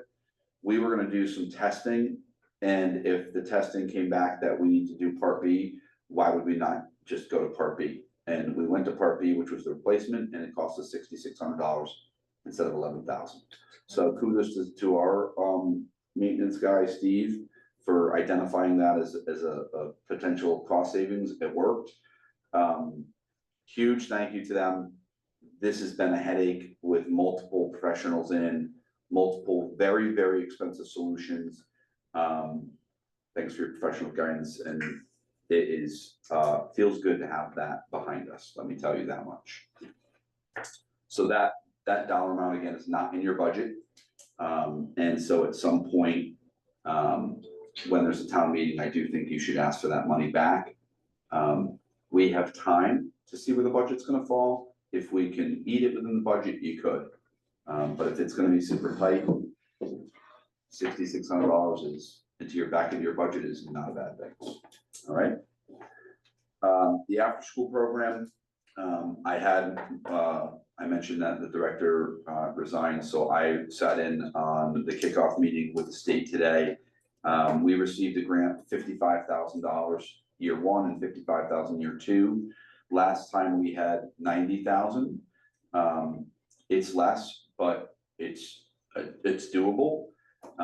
We were one of 47 award winners out of 99 applications, which is great because it's a competitive grant. Right now at Center, we have approximately 28 kids attending the program regularly throughout the week. And then there's an additional about 20 students that attend the half days for the professional development. The core that they really want to see is who is attending on a regular basis. So that's what's there. And then at HMS, we currently have 8 students. It's a smaller program they're attending throughout the week, and an additional 1 student on half days for professional development. We're in the process of onboarding the new director. She went through some training today. I'm meeting with her tomorrow morning. She's going to be over. Kelly's already gone, but our staff is running the program, and we have some other school staff that are taking over some things just temporarily. But I'm going to have Kelly work with the new director as some overlap for some training. One of the biggest pieces that I found out today that was great news for us, that was very, very time consuming. Some of these districts get $180,000+, is that there's a tracking system for attendance. It is very cumbersome for only doing attendance for 25 kids. And the state is actually allowing us now to use Excel. Only for small districts. We're one of 5 that earn the grant. And so they told us that today privately, which is fantastic. A lot less training, simplifies onboarding significantly. So that's good news. Any questions about that? Are they still located in 2 both separate schools? So far, yes. We'll see. Hall School is small. They really want us to try and keep that program and build it up. I just don't know that that's going to happen because it's really, we're targeting 2 grades, 5 and 6. Typically 7 and 8, they start getting to that grade. Some kids just want to hang out after school. A lot of kids just want to go home at that age, so it's harder. All right, we have some scores for you today. So the Dibbles scores, and see how big this needs to go. Ooh, much bigger.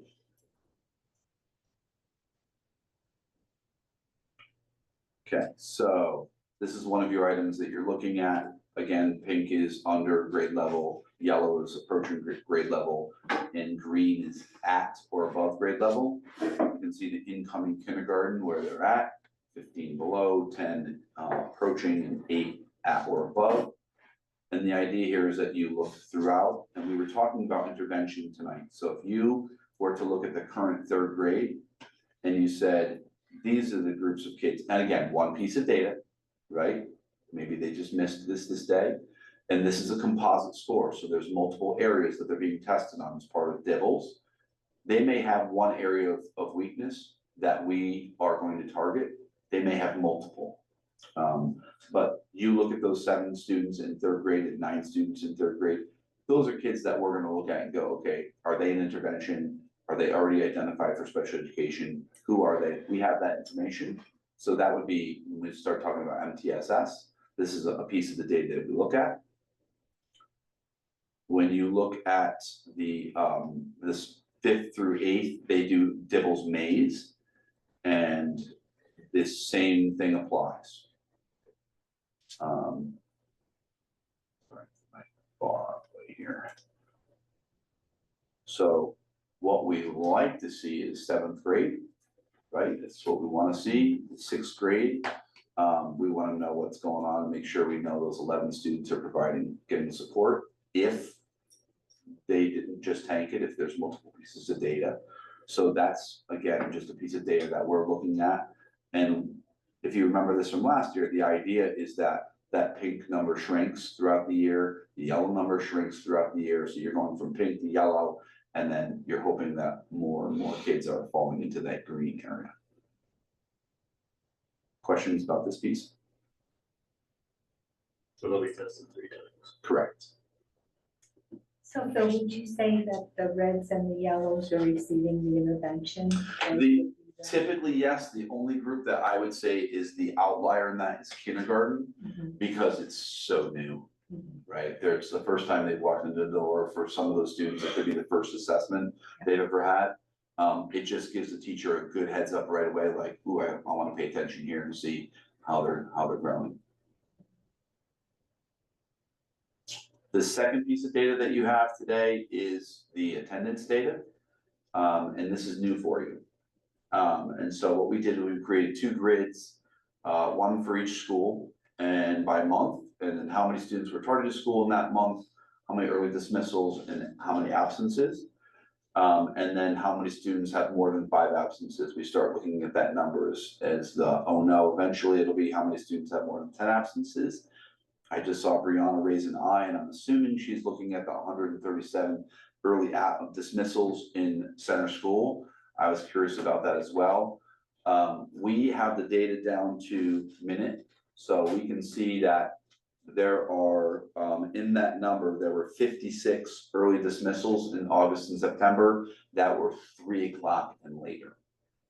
So when we talk about, are they missing significant amounts of instruction from 3 o'clock and later, the answer is no.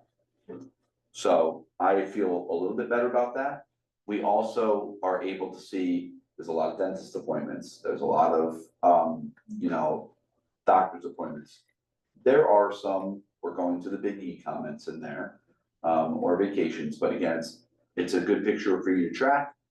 It's something that we're working on, and this is the type of data that our student attendance committees are working on and watching.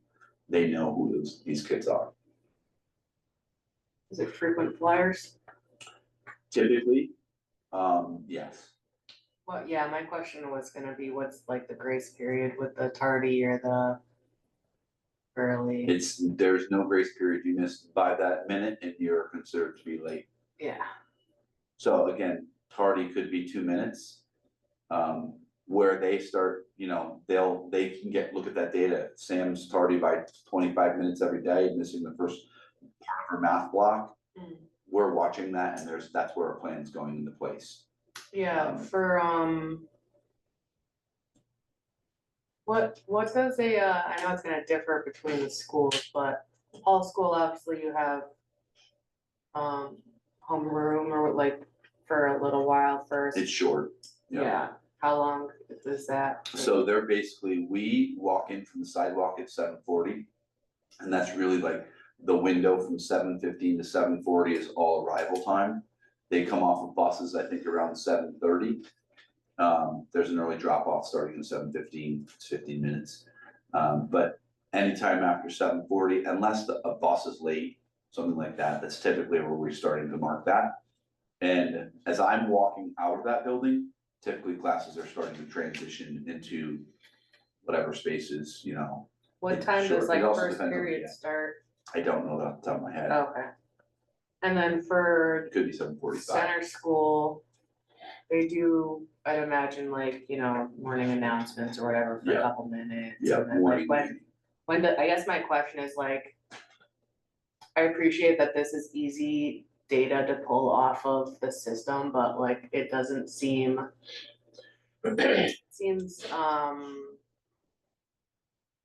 don't know if me saying like too definitive is the right word, because it doesn't seem like it's impactful until it like starts getting into that lesson time. You know what I'm trying to say? Yeah, I would say there's. Like if you're 1 minute, or 2 minutes, The 5 minutes, teachers like in the if it room can doesn't speak to get this. going till whatever, you know what I'm trying to say? Yeah, the transition. Like it looks worse than it probably is with the impact of either tardy or leaving early. What the effectiveness is it having on learning time? The schools have that, the classroom teachers have that information. You know what I mean? That's just. See, I think my comments on I put more value on, I wanna see fewer tardies to school, because when you walk into a classroom and you've already missed a set of directions or a part of a lesson and things are going, that's like. Right, but you're saying that that's what my question is if we have 57 students from August to September who are tardy, but that's including even 1 minute tardy, and you're not really getting into anything 1 minute in, because you're putting your stuff in your cubby, you're having the morning announcements, you're doing the Pledge of Allegiance, you're doing the students spit. Do they even do fluoride No. treatments anymore? God, I'm getting old. But remember that? I guess my question is like, is there a way to be like, okay, you know, it says 57, but it was really only 30 kids got, like, people were trying to get to stuff and they're being distracted by coming in and. I would say the bottom line for us is we want all those numbers to be 0. Right, yeah, I understand. So as soon as I say, hey, it's okay for you to come in 8:45, then there's gonna be. No, I'm not saying that you're giving permission, I'm just saying for us to view it, for people to view it, they're like, wow, holy smokes, like, we have a lot of people, but it's not really, like you're saying, it's like Yeah. 1 minute, or they left 5 minutes early, it's like, Could depend on grade too, but most groups are starting within 10 minutes, like whether they're going to a special. Okay. Or they're starting a morning meeting and things, that's part of their day, or whether they're starting a math block. It depends on the grade. Yeah. I guess my concern about really just with those comments, because all your grades in center have a static schedule. I asked about that at curriculum, they don't want to change that.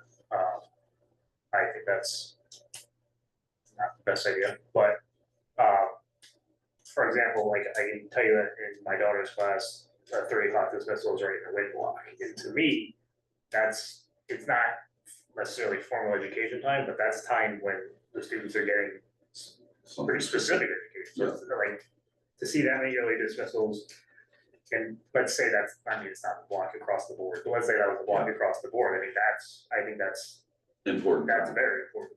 Time. And that's stuff that we would look at. Arthur's leaving every day at 3 o'clock. Arthur's an intervention. Right. We're meeting with parents and talking about that and saying, listen, your child is leaving early. And that's their intervention block. We have to figure that out. Are the classroom teachers specifically, since we're talking about center, sending home a basic schedule for the families so that they can try to reroute their appointments?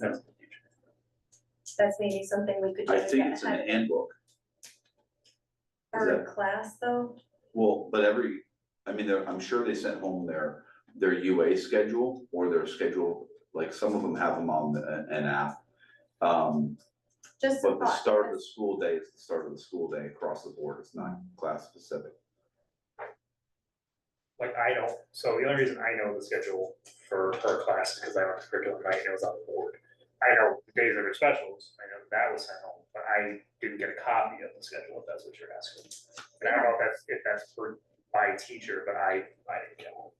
I actually think that's helpful to have. Well, just if you're gonna take your student out for a dentist appointment and you know they're struggling in math and that's their last period of the day, or they need to go to WIN, you're going to try to avoid that and pick a different part of the day. I mean, my children are old enough that I've been able to ask them that question, like when's your study hall or whatever, but the little guys, they don't know I that, think so. they're all created because I can click on them all by teacher. I can't imagine it Maybe being they very hard to can, set them no, out. just make it parent friendly, so it doesn't have weird acronyms or strange words in it. Yeah. And then send it on home so that they can, and maybe even, include a little note, just trying to make things easier for you schedule wise, or so you can work appointments around your students' needs or what have you. Maybe that will help. So you mentioned before the frequent flyers. I think that helps a little bit because the 118 and 140 numbers look really big. But if it's like 10 kids that have missed 10 days, that number. You saw that in your data at the end of the year. Yeah, that's what's hard to read for this is the 57. One student could be 17 of those if they've been late to school every day, right? You don't see that. I want to make sure to say too, I remember us talking about the fact that some students have require some time anyway, as far as when they start their school day, they may, and when they depart for the day. So some of those are specific to a student's program. which leads me to a similar question. If you have students going outside of the building for other services, is that counting as dismissal or does that count as part of their It's part of their school day? school day. Okay, so that's not included there. No. Okay, If they're doing something that's not school directed outside the district, it's yeah, early dismissal or absent. And again, absent, you have to be there for at least 50% of the day to be considered in attendance. mhm. That's another good thing to put on there. Right. Maybe, doesn't a reminder go home about or just the 10-day absent? It's probably, in it's in the the handbook or handbook, something? yeah. Well, if you're trying to improve attendance, maybe a publication could be made, including that information. I think Alicia pulled something and I think they both sent it. Yeah, Schedules. It was not a schedule, it was something about the importance of I Well, got the state something has about the that. importance of of attendance. attendance. I think it went home to goal. It's not, it was a general thing, it wasn't specific to the 10 days. In an effort to improve attendance in the Willington public school system. Which is Here's why, like, even the kids, even though he, versus numbers today, that's, we're watching, the kids know we're watching attendance. We don't want you to come to school if you're sick, but we wanna know what our percentage is in school. Is there a sequence of like, I don't know if you'd call it intervention, but like if you have one student who you see them struggling with math and math is their last block or whatever you wanna call it, and they're constantly leaving halfway through. After the third time, like would that be a policy thing or something? Like after the third time, if you can see, I know that that's such like an individual thing. But you would think that the teacher would know the student and recognize like, hey, I think this is becoming a problem, like is a phone call made? Is a letter sent home? Is there an email sent? Is there any type of like reaching out to be like, hey, I don't know if you realize this, but you're taking them out during math and they've been really struggling with math and everything good, what's going on? So it could be, one of our mental health people that reaches out to see if there's something that they need help with, depending on if it's late to school or early dismissal. Teacher is absolutely involved, and typically there's a communication at home. The challenge is the state law, parents get 9 absences for whatever they choose. When they changed that law, really handcuffed districts, because you can just say, my kid's not coming to school today. It didn't show a lot of value in education, in my opinion. I think they did it because the number of cases of truancy couldn't be managed. So are you saying that because there's that law allowing 9 days, there's no follow-up until that 9th day has been met? We let them know in advance along the way, like, hey, you're, getting to this point, there might be a phone call, a connection, but they have the right to take their kid. We may just go, every day Phil comes out during math intervention and Phil needs math support. We're gonna see if we can find Phil a different block to get some support. We just try and adjust something internally to make sure Phil gets the support. Okay. But again, that's the communication and the collaboration, just to let a parent know. I think that's Brianna's point, is that they know the schedule and they know that I struggle with math, try not to pull me during that math block. Yeah. It's hard. And I will be honest with you, like, the majority of these items were appropriate. A dentist appointment, a braces appointment, some sort of pediatric appointment, like the majority of them are appropriate. They happen. And we all know, we'd love to get the 4 o'clock appointments, but there's only so many 4 o'clock appointments, right? It just doesn't work that way, so. There's balance, and that's the communication.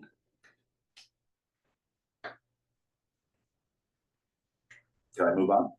Yeah, thank you. So the budget priorities, I wanted to make sure you know for 26, 27, I'm already starting to look at budget for next year. Some of you may or may not be sitting on the board, but if there's priorities that you have that you want me to start thinking about, considering for my proposal, please let me know sooner than later. I think that it impacts overall numbers. I think you recently had some good conversation as far as class size goes and things like that. I'm already aware of those things. I'm gonna look at those things as we go. But if there's other things that you want me to address from a budgetary standpoint, please let me know in advance. Because then it's easier to add it in for me to put it in. Can I tell you what now? Yeah, I personally would like an exploded view of the budget, not just a summary.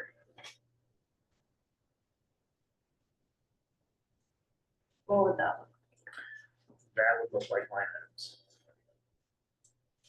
Like I said, the book for region is 97 pages. Sharon gives me every penny of every section of every line that there is. So that would come from Donna, right? Yeah, that will, yeah, go through Phil, but yeah, but we come, ultimately come. from that's Donna. how we build it. Yeah. We have 10 programs, I have 10 spreadsheets, right? Anything else now? Well, thinking about it and get back to you.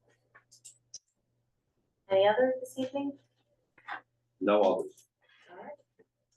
Moving on to agenda item 10, which is our financial report for October, and that includes the food service account review.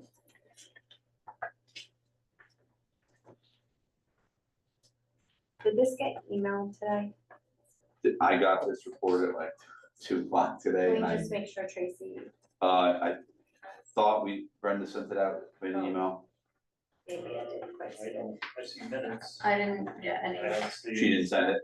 Okay. Like I said, we've been, Oh, it's up on the screen though. yeah, I haven't, If you can send it after the fact, I just wanted to make sure Yeah. Tracy had something to. yeah. refer to. I don't think, I don't know. Okay. I thought Brenda sent it, sorry. Alright. So we literally just got the amounts for our title grants, so for 1 and 2, they're coming in. So Title I funds are not applied yet to programs 1 and 2. We have encumbered funds for building maintenance for both programs 1 and 2. The non-lapsing funds that you applied for, the teacher at center, that's not applied. And really that could be twice if you consider the 3rd grade teacher and 4th grade teacher. I still do not have an answer on the seed money, which could be cover the total cost of that position. I'm just letting you know, I don't have that information yet, and there's no FAQ from the state yet.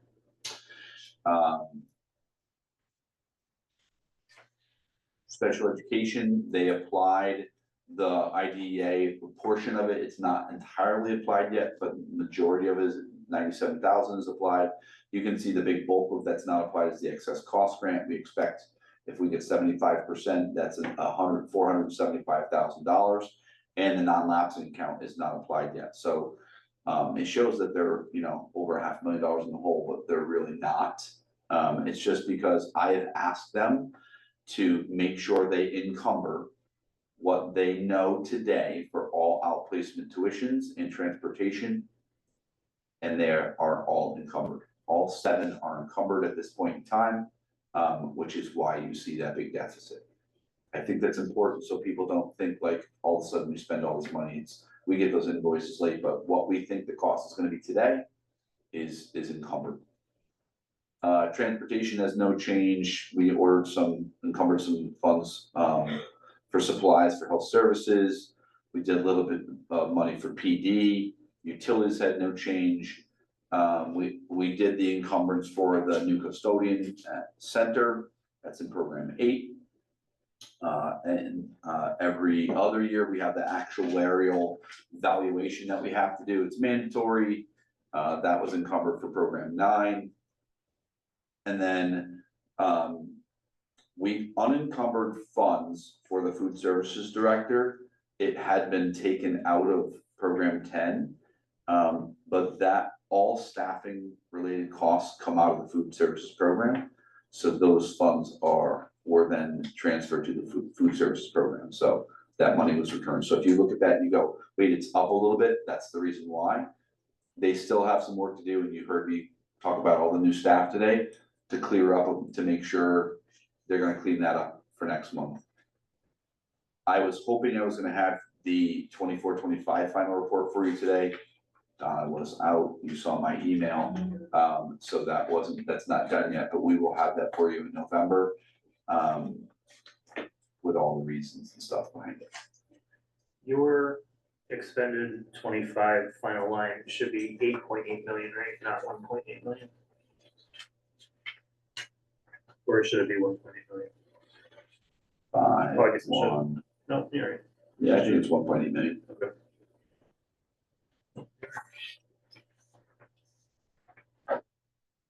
Questions about that one? The food services balance here is really, this is just a quickie, just to show you that, I wanted to make sure that you knew there was funds in this account for the, sorry, I'm trying to scroll here. As we talked about minimum wage changes again in a period of time, we'll be talking about that. There's $134,000 currently, they believe, in that account because some of our reimbursements have started to come back in. So that account is in good shape. So again, they use this report for inventory. They have to calculate, this is a state report. But the bottom line is what they're really looking at for the fund balance. That's what we want to look at. So that 134 is what the business office is reporting out. And does this have the updated salaries meeting minimum wage? No. No. So Okay. this is to show you that when it's recommended in the next part of the meeting, Okay, yeah. there is money to cover it, and those changes, it doesn't impact this, to be honest with you. Okay, thank you. There's enough money there. Because there's still money coming in now. We're charging again. We're back to the free, reduced, and full pay. Have we seen something like this before with reimbursements on it? Probably. This is a shorter report, just because she was trying to give me the bottom line. Yeah, and you said we just started receiving those, so. Right. Okay. And it takes the state 2 to 3 months to start giving the reimbursements. So like September, we'll be seeing in December. It's slow.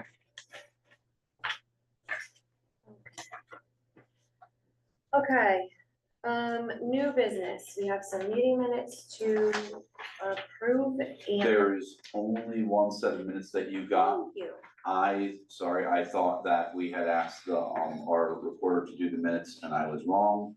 So we went to send them out. I'm like, where are the minutes? And so we tried to do them quickly.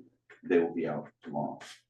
So you can't approve those minutes because you don't have them. I'm glad to know it's not just me. Sorry about that. That's good. That was the special meeting, the 23rd. Yes. I move that we approve the minutes from September 9th, 2020. I'll second it. Discussion, 4 edits. We're gonna need Tracy and. That's not on. That's just Tracy. Tracy, you should be able to unmute. Yep, she's unmuted. Yeah, I'm unmuted. Hi, great. All in favor of approving these minutes, please say aye. Aye. Thank you, Tracy, got you. All right, passes. We will look at the meeting minutes from September 23rd at the next meeting in November. Next, we're going to talk about the administrator contract 2026 to 2029, which is in progress. Yep, so I shared the draft admin contract with you. The negotiations committee and admin have a tentative settlement agreement. It has minor changes in it. I would say it's a reasonable contract. It's a 3-year contract, a 2% annual salary increase. And then the more significant of a change, something they didn't have that I'll point out, was the 403B.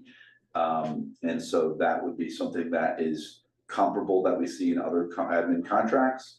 And so it's not a matching one. It just, the board would be contributing into a 403B at a percentage for them. And year 1 was 1.5 of their salary, 1.75 in year 2, and 2% in year 3.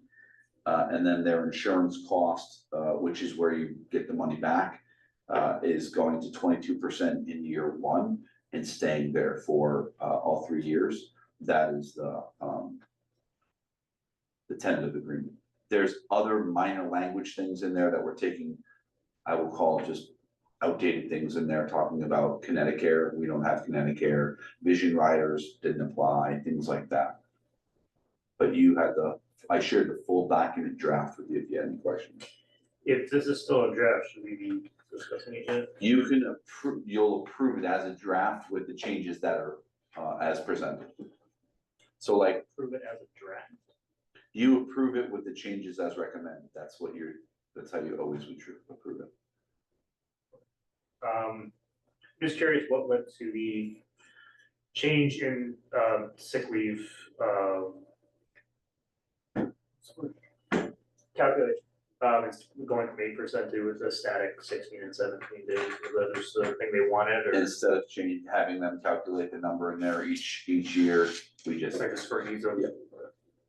And the 16 and 17 is because the pupil services director works more days than the others. 17 is 8% of her contract. Gotcha. Have they approved it yet, Phil? They're on board with this. Yes, they were happy with the balance. Okay, so are we doing something with this evening? So you can approve the as presented with the changes as recommended. The only thing that's going to change is the table of contents. So, Oh, sorry. shall I make a motion? Sounds like it. Okay. I move that we approve the administrator's contract as it stands tonight, or how do we want to state? Which are the changes presented. With the changes presented. Thank you. Second. Discussion or questions? On the negotiation. It was back and forth. I went back and forth with them some because it's a small group. And you have a new administrator. And then I brought it to them. It wasn't long. Most of the time actually was spent on between Stacy and I getting stuff out that didn't belong. We met as a group 2 or 3 times, I think. I mean, On Zoom, else. yeah, it was. We actually met in person before the last meeting too. Mhm. To go through this. So if we do this evening, does that begin the? It starts in July 1 of 26. Is that what you're asking? No, but I can't think of the right way to You put it. would, if we approve this, you would. Oh, yes. And then they would have to sign it. So that's The why I was review asking whether process. or not we need to discuss it, but. No, there's a period of time before it's ratified. Do we not have to do that with that then? Or we're already? But it sits in the town office building for a period of time. Thank you, yeah, okay. That. Okay, so we have Tracy, great, okay. All in favor of this motion regarding the administrator contract, please say aye. Aye. Thanks, Tracy, we got you. Pass that through to the next. Okay, all right, we have a MOU for the So- West contract, which that was completed, but then had to go back and fuss with it. Yeah. So this was the, I should not have said that minimum wage is not gonna change again, and it Why? changed again. We'll have a list of things to not. Not say, I agree. And so this, basically is, sorry, I'm trying to put it on screen for you. Oh, Tracy saw this. You guys all have access to this. So basically, it's easier to see it on screen. Went to it. So I talked to the union president about the change because of the minimum wage, about how we want to handle it. I gave him a proposal that was similar to what we've done with food services that you've done. And there are 4 grids basically in the contract that you just approved that are impacted by this. 3 of the 4 grids that are impacted are positions that are not fit. We don't have a librarian aide. We don't have a dual clerical aide. And the permanent part-time custodians doesn't exist. We just use that grid for identifying summer help. The one grid that has the impact is the full-time custodial grid. And what I'll tell you is that that grid was every other grid was above it, so paraeducators above it by a couple bucks. So what I'm proposing is that, you've dropped a step. And if you look to here, it's basically, now the bottom step 0 would be minimum wage. And then step 1, which they would move to after their probationary period in their contract, then they move to 1748. It's 4 pay periods, okay? As part of that, we have 2 employees that have been with us for a period of time. That if you don't move them as part of this, their years of service don't get impacted as well. There's one in particular that will be very close to minimum wage, and I will tell you that is a retention problem. That person will probably leave. If they have 6 years of experience and they're close to minimum wage, they're going to get more money someplace else. So the proposal is January 1, 2026, when the minimum wage changes, AW, which is one of the individuals, would move from step 8 to step 9. I only moved that step 1 individual. That's my proposal. That's what the committee is proposing, because the gap is larger for that person. The other person, TH, would move from step 3 to step 6. If that person left and came back tomorrow, they left for 2 weeks, they quit, and I still have the job open, I were gonna rehire them. I give them a year of experience for each step, which is what we do. That's where I would hire them. I've talked to both those individuals. I've met with them just to talk to them about how I was gonna be presenting this, so it wasn't a secret. I have heard verbally that stops the search, the job search. It's when we talk about retention, that's important because we talk about these are the people that, help with snow removal. When we have a custodian that's out and they go and cover 2 buildings, these are the folks that are doing it. And so basically this MOU does 2 things. 1, it changes the grids, and 2, it moves those 2 individuals their steps. And this goes to, I don't know if they have to vote on it. Their representative is saying no, their union rep, not their local union rep. I have a meeting with them scheduled tomorrow. Yeah. It doesn't have to be signed, they can sign it. She says that she can sign it. I'm not their rep. You would just be voting on, do you agree with putting this into place January 1? And I think this is the negotiations committee and my recommendation. Again, retention matters, hiring matters. So that's the proposal, the MOU. This would just get attached to the contract. A question, outside of the basically the important part of this vote, which is the 2 individuals and their particular steps. We're looking at the other stuff. Are we in the future gonna look at kind of reworking those steps anyways? Because your step 0 and step 1, I know it's probationary thing, but it's only 6 cents for all of it. I know that fills with not of importance, but I think it's almost comical. Yeah, I think we It is. look at this at some point, rework the steps, even though they're not positions that get filled, it's. I would prefer just to take these out of the contract. But sometimes it just becomes a negotiating point and they want to leave positions in case they ever get put back in. So oftentimes we just have positions that just don't get filled. That's why I just said, I'm just gonna change that bottom step to 1694 and call it that. So. Step 1 is 6 cents. Yeah, but to be clerically correct, yes. And permanent part-time custodians, yep.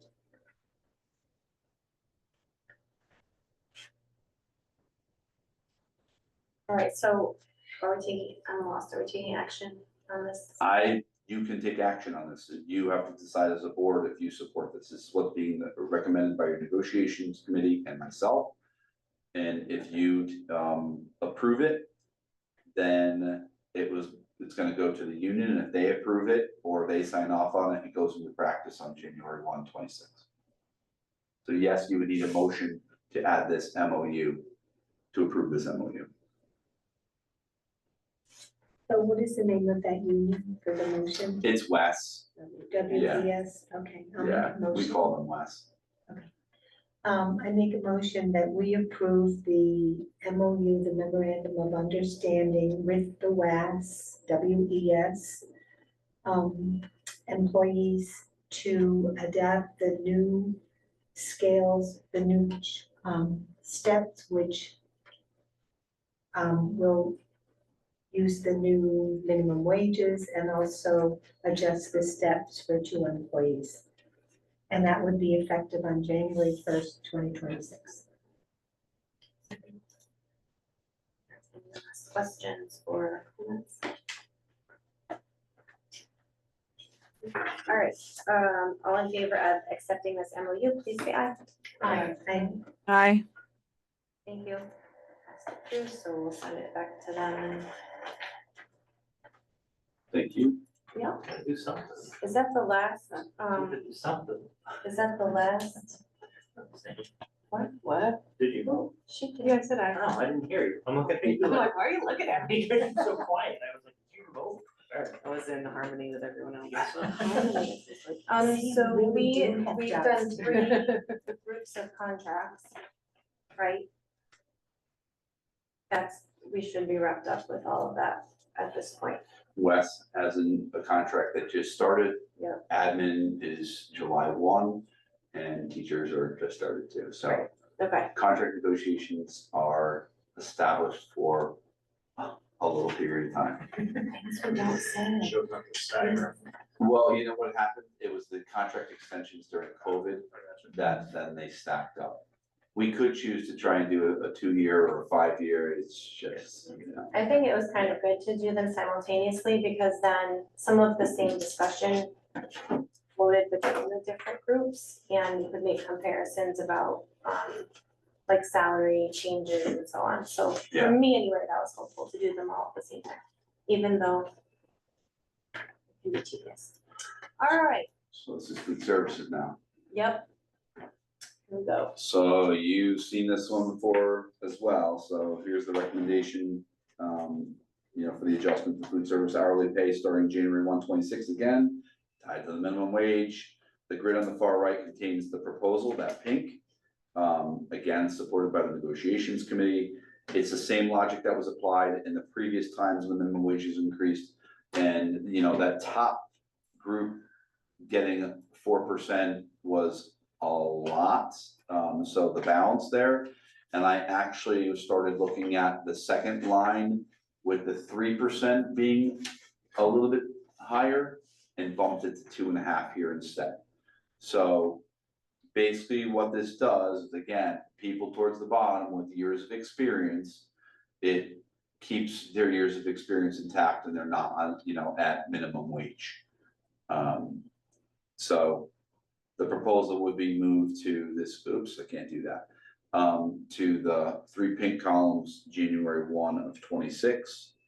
And again, it keeps the current staff with experience with the buffer for the higher minimum wage. And you indicated that this is supported by what is in the budget already. So this is why I showed you what's in their account. Yep. You can afford to do this, yeah. Both, honestly, both of the moves that, like the custodial piece, the movement is a few $1,000s, it's not. It's not a lot of money in this either. You can absorb it within your food services costs for, a budget for sure, what you have in that account. And the state is gonna tell you, you have to continue to spend that money down. And we are, like you bought a $30,000 dishwasher, I mean, you're spending that money down. You're keeping your lunch prices low. That's spending your money down because you're spending more. You're eating more than the cost. Have they approved this chart? So they don't need to approve this. We just, the Board of Ed sets their rates and they don't have a union. They just say, thank you very much for making the adjustment and not just doing the minimum wage. This would be my first stop in the morning. Come on, let's go through that. I move that we approve the food service payroll as represented in the pink columns. Sure. Effective January 1. Effective January 1, 2026. To reflect, Thanks. Oh, geez. purposes to reflect the increase in minimum wage. Okay. What she said. To reflect the increase in the minimum. Okay, all in favor, please state aye. Aye. Great, thank you, Hassan. Give our love and appreciation to that staff, they're phenomenal. Okay, we are ready for item 12, which is old business, kicking it off with the school building project. We'll be highlighting ed specs, enrollment studies, and a meeting with some representatives from the Hall Foundation. Yep, so I'll start with the aspects. I had a meeting with Rusty. We were reviewing the proposed square footage for the ed specs.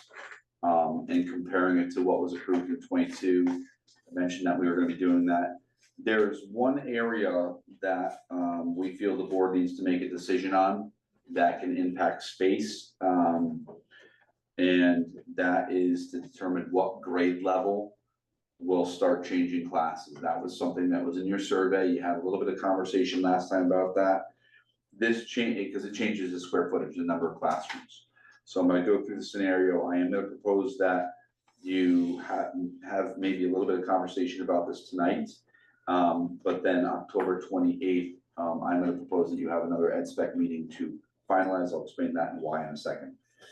So currently at grades 5 to 8, each grade level has one math teacher and one language arts teacher.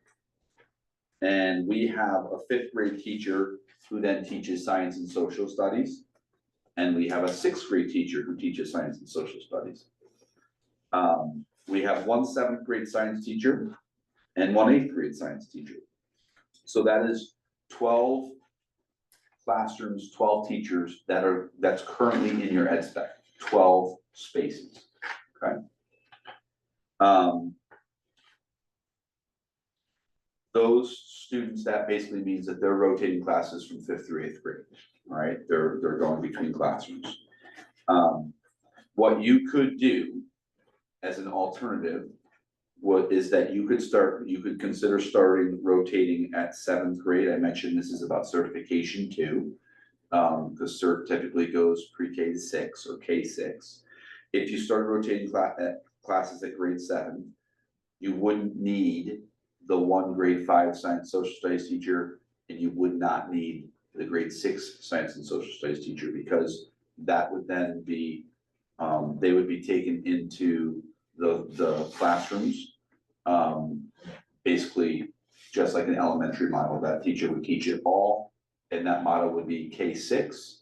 Again, you do that if you move to a new building or a pre-K 8. That impacts scheduling. That would remove, if you did that, and you remove those 2 sections, you're moving 2 classrooms. That's about 1,400 square feet. That would come off of your ed spec. That's significant enough that it's important for you to have a conversation about it. Alternatively, you could consider maintaining those teachers, not giving them their own classroom, giving the 5th grade science and social studies teacher an office, and the 6th grade person an office. And what they would do is then they would go into that one of the ELA classroom or the math classroom to teach their lesson. I'm not saying I support any of those. I'm simply giving you the information of what your options are. Your priority when you create your programming here for your ed spec is, what do you value? If you value having rotation 5th through 8th, you leave it as is, and Rusty and I will finalize the work. If you want to have some balance in that, you could do it a different way. And those are the ways that I just shared. You could do the offices. I don't know that that's a great solution, but it keeps the rotation without using space. Because if you heard me say this last time, one thing I said to Rusty when we talked about the SMAs was I was concerned that it said flex classroom. And I went back to him afterwards. I said, Rusty, it's not really a flex classroom, because it's a social studies room.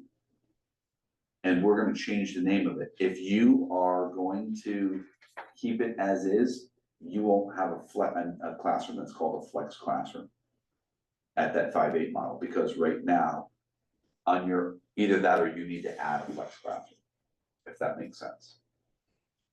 Because they are social studies rooms. Does the rotating classes or non-rotating class option is that going to affect class size? So good question. It would basically be that when they come up right now, they go into 3 homerooms at the middle school, right?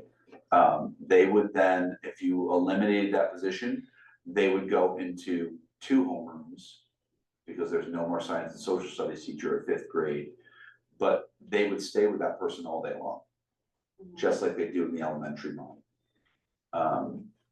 And people have talked about, and it's been more around the bus issue than it has been in the building. But if you remember in the survey, people talked about grade appropriate separation, age appropriate separation. You could technically make a 7th and 8th grade more wing. And then do more of like a pre-K 1 or a pre-K 2 section, a 3 through 6 section, and a 7-8 section. You could consider how you want to break up your classrooms that way, but the answer is it would be 2 sections, and that's what your enrollment study supports. They would be bigger, but when they go into middle school, that's typically where the not seen as critical. Do we then have those 2 classrooms to use maybe for decreasing class sizes in other ways? Or is he proposing that we eliminate 2 classrooms if we did something like that? He and I are not proposing either way. Okay. What we're really saying to you is that we can't move forward with our work with the square footage until you determine for now which way you would like to have it. And the reason I'm approached that with him is that you have said you want a flex classroom so that if there is a bubble, you have a place to put them. My response to him right now is you do not have that at the 5-8 level. He was saying, if you remember the ed spec, I didn't bring it up. Oh, actually, you know what, I might have, hold on, I might have brought it up. I can jump on the meeting if you want. Oh, I do have it up. Let me, so I can show you what I'm talking about. Oh, but it's not his. Do you have his on? Yeah. The QA&M one? Oh, yeah, pull that up. Can we get the new enrollment study back? We're gonna talk about it now. Okay. Yep. Give me a second. So basically what he did was, and I was questioning this last time. He did 2 for 5th grade, 2 for 6th grade, 2 for 7th grade, 2 for 8th grade, and those 2 are ELA and math, right? Science was separate, so those 2 science for 7th and 8th was off to the side. And then he had 2 flex, one in the middle of the pack, and then one at the end. And those to me we have to change that name, because I don't wanna say flex if it's a social studies classroom. Science and social studies classroom for 5. Yeah, and it wouldn't be a self-contained classroom, it would, That's not a self-contained, correct? yeah. That's the rotating population. model. So Sam was asking about class size, if you have 4, right, that's what you're talking about, math, ELA, science and social studies? Well, it's 4 content areas. Yeah. But if you do the K6 model, it's only 2 people teaching all of those things. If you're rotating, it's ELA, math, and science and social studies are taught by the same person. So that spreads the students out, so the class size would be affected that way. You can't share. You're You're co. asking about. Oh, sorry, my bad. The purpose of the flex was to have an extra classroom for if we had a overpopulated. Correct. Grade, but if that's not a space for that and it's labeled as science social studies, then you're separating the whole grade into 3 core sections anyway, so if you add a couple kids to a class, like in 3, obviously that's less impact than if you added to 2. Okay, sounds. It's basically keeping it the way you have it today. Yeah, well, middle You're school, going into you're going into 3 sections now. Mansfield goes to 4th grade in their new building, right? I don't know that. Yeah, they do. And then, But your point is exactly on, because it's not a flex in the model that he has. We're calling it science and social studies for 5th and science and social studies for 6th. yeah, And we would need to add a flex space 1, 4, 5, 8. would you though, because when you just absorb new students into those 3 Yeah, because the goal classes, was 3 if those are classrooms. homerooms. If you have a, Oh, I understand what you're saying. so You, you yes, don't need it, because you keep them small. Yes, you're right. Yeah. You're correct. But the point of bringing that up was to reduce square footage in the new ed specs. It is if we go to if you remove those 2 positions. Make those self-contained. If they're self-contained K through 6, which means the only time they rotate is to go to their unified arts classes. That is, Yeah, but do we need, based on the enrollment study that came back, the concern was the current square footage, because we were anticipating that it was gonna come back less than the original one, right? really didn't. oh, yeah, here. I haven't had a chance to look at it yet. The bottom line, and we can share it in a minute, but it's 4 students less in the NESDEC, which is fantastic, because I'll be honest with you, I thought it was gonna be, there was potential for it to be 44 students less. Yeah, but even with that, this square footage is still over. Oh, yeah, the square footage is still over, but the penalty Right, would have been greater. right, sure. And either way, you need a space waiver. Alright, Now- so, sorry, go ahead. And if you talked about that wing idea, if one wing became 4, 5, 6, maybe we could use one of the ones we've gained back as our definition of a flex class. You haven't gained anything back, though, that's what I'm saying. But if we. And I made guess the fifth big grade question, self-contained and gained the 2 question is, classes. do you want to do that? It's either, it stays as is, and I'm gonna change, and thank you for Brianna for that clarification. It's either gonna change the name from flex, which is on there twice, Right, I was gonna in the say, red on the bottom. Now that it's posted, can you specify which ones you're? Yeah, so if you look at this, the bottom flex in red, 725. And there's a flex that's 5.8 flex up, yeah, right there. Those 2 aren't really flex, because he has, if you look the 5.8, he's got 2 for 5th, 2 for 6th, 2 for 7th, 2 for 8th. Those are ELA classes. So the flex is really the science and social studies classroom. So we just need to change the name of that It also says science too. Science has 2 classrooms. Those are the for labs. 7th and 8th grade. Yeah, 7th and 8th Just grade for labs. 1 for 7 and 1 for 8. Yes, So really, correct. it's a programmatic question. It is a You- programmatic question. Do that you is want your correct. 5th and 6th graders to be in contained classrooms with the same children all day, except for going to unified arts? Or do you want them to rotate just as the 7th and 8th graders would be as of the middle school model? Correct. And some definitions of middle school lumps 6th with 7 and 8. And it seemed to me that if we were gonna do that, my thought is to just get rid of those flexes and make them science social studies rooms, so that 5 and 6 can rotate as well. I'm wondering why, I understand the 2 science classrooms are labs, it's why they're bigger square footage, but I don't know why 5th and 6th couldn't use them in science classes too. Scheduling would be my guess. Are they used all day? There's Science. potential that they could be used for them as an additional space. It's just typically that they're not getting to lab work until then. Right, but just yes. because it is a lab doesn't mean you have to use it as a lab, it's just a big classroom. And this is also a brand new schedule. If you do something here, you go into a pre-K 8 building, you have to build a new schedule. Well, you could build a schedule so that 5th grade could use the 7th grade lab. if you sort out your times in sixth grade to use the eighth grade lab. They still need a social studies space. Agreed, I'm not saying they shouldn't have their own room, because I really think when someone has their own room, things come to life a lot more than when they're sharing because they're on a cart.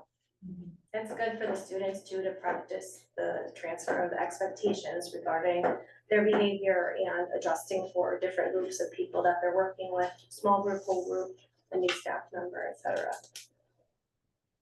So that you could do the same with the fifth, so the fifth would be sharing the science room with the seventh maybe.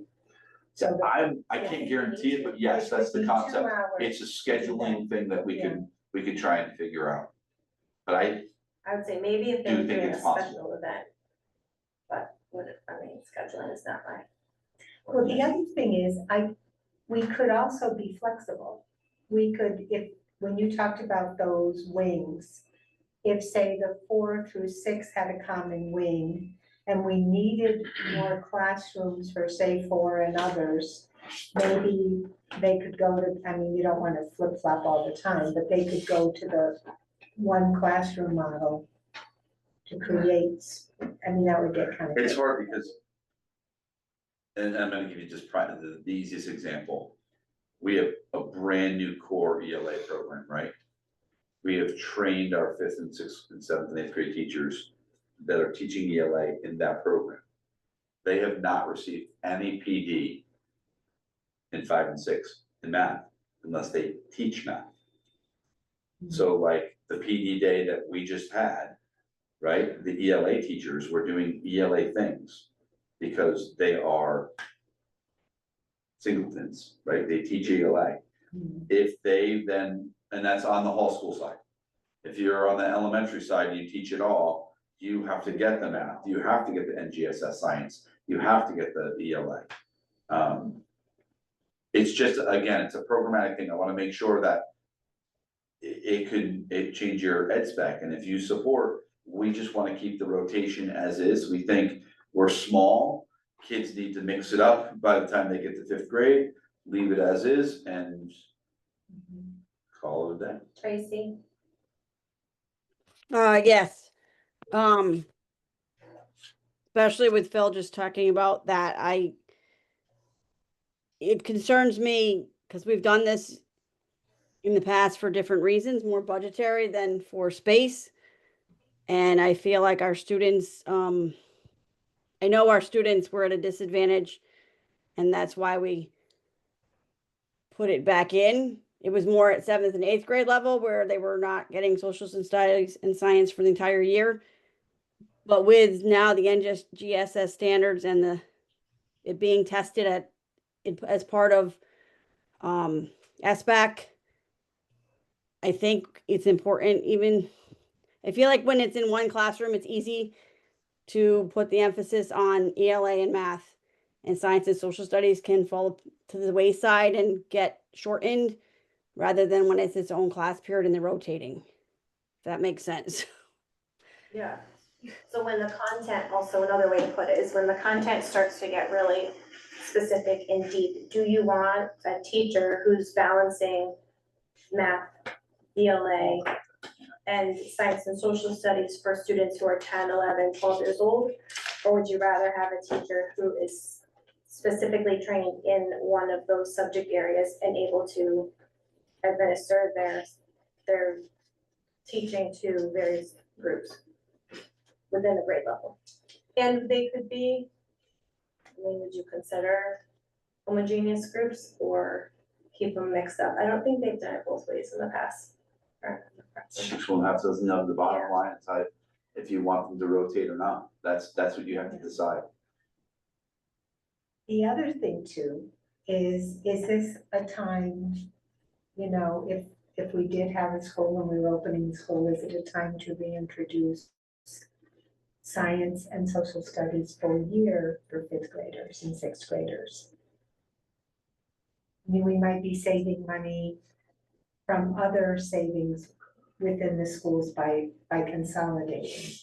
My quick snap response would be no, because so much of CKLA is science and social studies. It is extremely well integrated. Yeah. So much so now that science is, it used to be science and math was more integrated, and now it's science and CKLA, and social studies is meeting with ELA.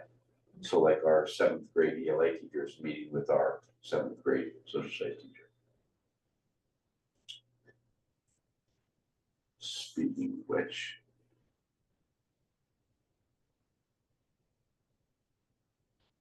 I'm looking at it from a numbers point of view, and I understand the need for savings, but what Rusty did, it dropped us 5,000 from the previous one just in the core academic classrooms. You don't see 14, I know you say it's a significant number, and it is, in the grand scheme of a 70,000 square foot building, it's not that big of a number. I'm looking at it as, I don't see that being a make or break thing for the state to say whether or not you get the space waiver. And if it's not, I don't. Especially if you already do it. Right, and if it's not gonna be that, I don't, if we would get the waiver for it, I don't see the point in pulling them. That's fine. Yeah, I don't think they would recommend maintaining, I think they would be in support of this change, the change in classroom rotating out. I do. So the answer really that you're saying is what you're providing today at the middle school model, classroom space wise, is what you would want to have, make sure is in the ed spec.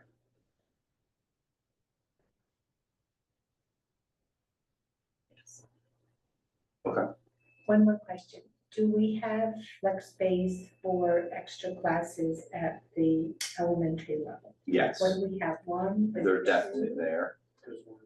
There's one at the elementary level. It's Just about one. halfway down. Yep.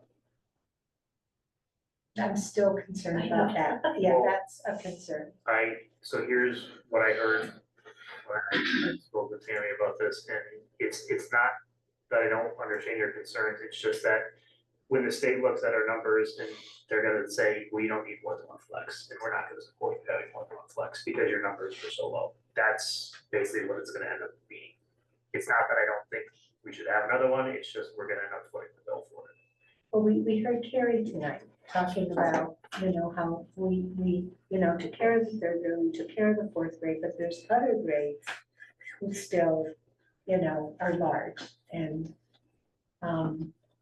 I think that's my concern about the flex, having flex space. No, I hear that, I think we're gonna be saddled with the bill, that's all. Do we need to call it something else Extra class. right now? Multi-purpose room.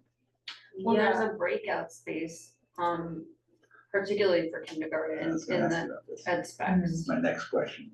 But it's. So in going through, he took your breakout spaces and made them smaller. I think they were 150, now they're 120. And what's hard is this is your opportunity to really reinvent what your education looks like in Willington, what your spaces are looking like. You could potentially do away with your breakout spaces across the board and Create extra class. an extra classroom because what you could argue is when you look at the NASDAQ report and you're looking at class of 44, you could argue 2 sections of 22 in Willington is small. And that's on the elementary side. I don't know that you'd be able to do that argument at the middle school. But it wouldn't matter because you're already breaking it, you're agreeing you want 3 sections the way it is right now. But on the elementary side, you could potentially pick that up. Like if you look at the breakout spaces, you have a pre-K breakout space and you have 2 grade 1 to 4 breakout spaces. So if you took those, that's 360 square feet. You're almost halfway to a classroom. If you eliminate every breakout space, it's 720, so it's 5 square feet away from the classroom. So you're taking 7th and 8th grade. Every breakout space element equals a classroom. So that's something that you could consider is if the breakout space is not really valuable, we want small group spaces, but let's face it, most We'd of our. rather have smaller classes If- all day, the rest. And of you want, if you want, because it's hard, and Arthur's point is right. We have to pay for it, right? If you're looking to maximize your impact in your space, take out the breakout spaces that just comes out of your ed spec. If I wanted to bring a group of kids into the hallway, it's a school, it happens. So then there's one. If you subtract all the breakout space, there's still one flex. Or there's still two. You would have two flex in the elementary. And if, depending on what the project is, you could have the flex closer to either wing, you know? You could have one flex towards the elementary side, the pre-K 1, pre-K 2, one towards a 3 and 4. I'm all for eliminating the the breakout space, and then if the flex room is not needed for children as a classroom space, to make that your break-in. Sure, it's a small group setting, And yeah. throw some carpet in there, and now you're having small groups or whatever. Sam? Did we ever compare, sorry, the current square footage class sizes that we have now to this? Is it What we similar? currently have is bigger.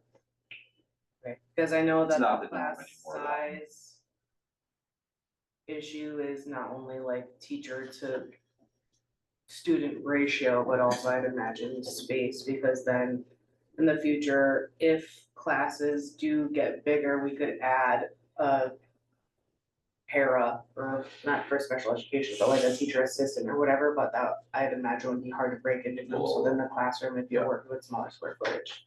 You know what I mean? Like if we're concerned about the amount of flex spaces that we have or don't have, and we're already kind of like sardines in a tin can, you know what I mean? Where it's like, we have the potential, instead of adding another classroom, if we don't have that space, which comes with another teacher to fill that space, you could always add a teacher's assistant or whatever you wanna call it to the existing classroom to divvy up that teacher to child ratio.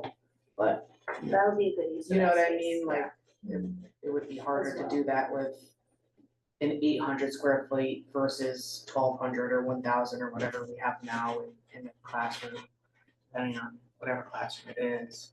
But I agree that, you know, I've worked in a lot of schools. I've worked in a lot of the Craig schools. I've worked in a lot of the magnet schools. I've worked in a lot of brand new schools.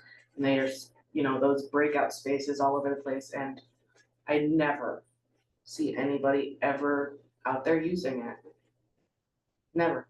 And I go to schools all day long. You know what room will be used. I live in the breakout space. I personally haven't seen it in any of the ones at Avon, West Hartford, Farmington, Hartford. I've been in them all over the state, and I'm not saying that they're not used. I'm not saying, you know, I'm not trying to say, but I haven't seen it be used. The piece, So I think it's better to, you know, take them away and add it to a classroom. Or eliminate it. Is that what you were saying, subtract that space completely? Yeah, I'm just saying, it's all numbers. If you take out the numbers, you just take that 720 out of there and have another line, add one flex to 1 through 4, and it's 720, you have to find 5 more square feet if you want to make it even. It's not that big of a deal, but that's all I'm saying, is if you eliminate all the breakout spaces, all those lines disappear, now you have 720 extra square feet to work with, you can turn that into a classroom. Or, Sam was suggesting, you could throw 60 something square feet on every other classroom. That's the other, you could do something with that number. So it depends on what's more important. Is it more important to have the emergency room, in quotes, emergency room, or is it more important to have the rooms that we have and we have to deal a little bigger? Are kids gonna notice 60 square feet or so? Maybe not. I don't know. I feel like as kind of a hearing what the feedback was from the public as far as their concerns about ed specs, it seems like small class size is tip top of everyone's list. And I think if we have the opportunity to play around with these numbers. Getting an extra classroom out of it seems to make the most sense. I think there's a lot of concern for storage too. I mean, either way, it depends on, I guess, how the teachers would feel if they think that it would be better to add another classroom, right? Hey, give me some more square footage so I can add some storage space. in the classroom, or- I don't have that in front of me. What do we have for intervention space? I have to go back into it, it's in a specialized area, Like they have a room, right? yeah, So just one for ELA, one for math in the whole building? intervention has a 725. Just one for the KA. There's a There's speech, 4 small self-contained classroom. Okay, I think I'm math and ELA specific There's one intervention, for the whole school. I think based upon this, yes. But you have smaller resource rooms in there too. They're not very big, but you do have some small spaces in there too. So. In my district, we had a situation where, there were 3 kindergartens, and because of the new state law, some of them were not, they were staying in kindergarten, let's just put it that way. So we only needed 2 first grades, but we had 3 first grade classrooms. And the following year, we will need all 3 first grade classrooms because of the way the population worked out. So in my hallway, there's a first grade classroom that is vacant because of that. It is currently filled with OT materials like mats and balls and rolling foam things and whatever, because the OT office is so far from the primary and early childhood hallway. It takes the children forever to walk all the way down there and all the way back. So we've been using that for that purpose, and it's been great for everybody. We've also used it for our math interventionist room, and the reading interventionist rooms are kind of far away also. So rather than taking the children and walking them all the way down, using up a lot of their time at the academic time for that, they've been just zipping them into this little extra classroom, and it's worked great. They just had to schedule out like who was gonna be in there at the certain time. So kind of like you were saying, taking a small group into a different space can make a difference rather than trying to do it in a loud classroom with various tables, and they can add partitions too. So that's why I'm asking about the intervention spaces. If there's only 2 trying to service the whole building, they're gonna be pretty crowded, so it would be pretty nice if that was an option for them to meet the younger students in a space like that, if it was available, assuming that we didn't need it for an actual classroom. So it's definitely flexible in my head, that space, it could be used for anything. On the elementary side, for sure. Yeah, I don't like calling it that because it feels too wishy-washy. Yeah, what it really is an extra, in the case our population requires another classroom for a particular grade level.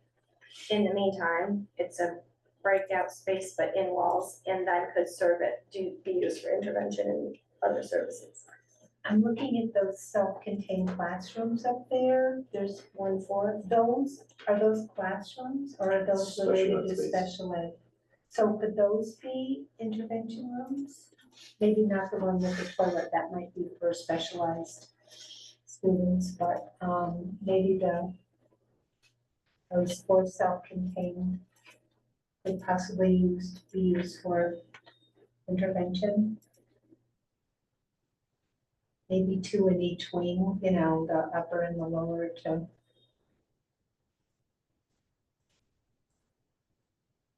And it looks like there's 2 speech, am I seeing that? Yeah, which I have to ask about, that's actually on my list of things that I'm looking at. And then OT and PT. Okay. What if you just, Oh, wait, that's out, OT and PT is out? it wasn't in Zero. converse, So they just come in. what if you just It's a different. divide the intervention space in half? And it wouldn't be a full-size classroom, it'd be a smaller classroom, but do you need the full-size classroom for a small group of intervention? That way you have 2. You could have 2 round tables, About- 1 for each. I was just trying to think of 12 apiece. purposes for that flex room. No, I hear you. Like, we're just holding this space in case more kids come, like, what are you gonna do No, no. with it in the meantime? I hear That's all that, I but was if- asking. But if you're concerned about intervention space too, we could always split that one into two and just make it smaller classrooms. Well, I just was putting them on my mental list of people that could use that space. Right. I think that Yeah. they left that as a full size as an additional piece of. We need extra space that you have, so the problem with sections of hall is we have rooms that are 300 square feet that you can't have a class in.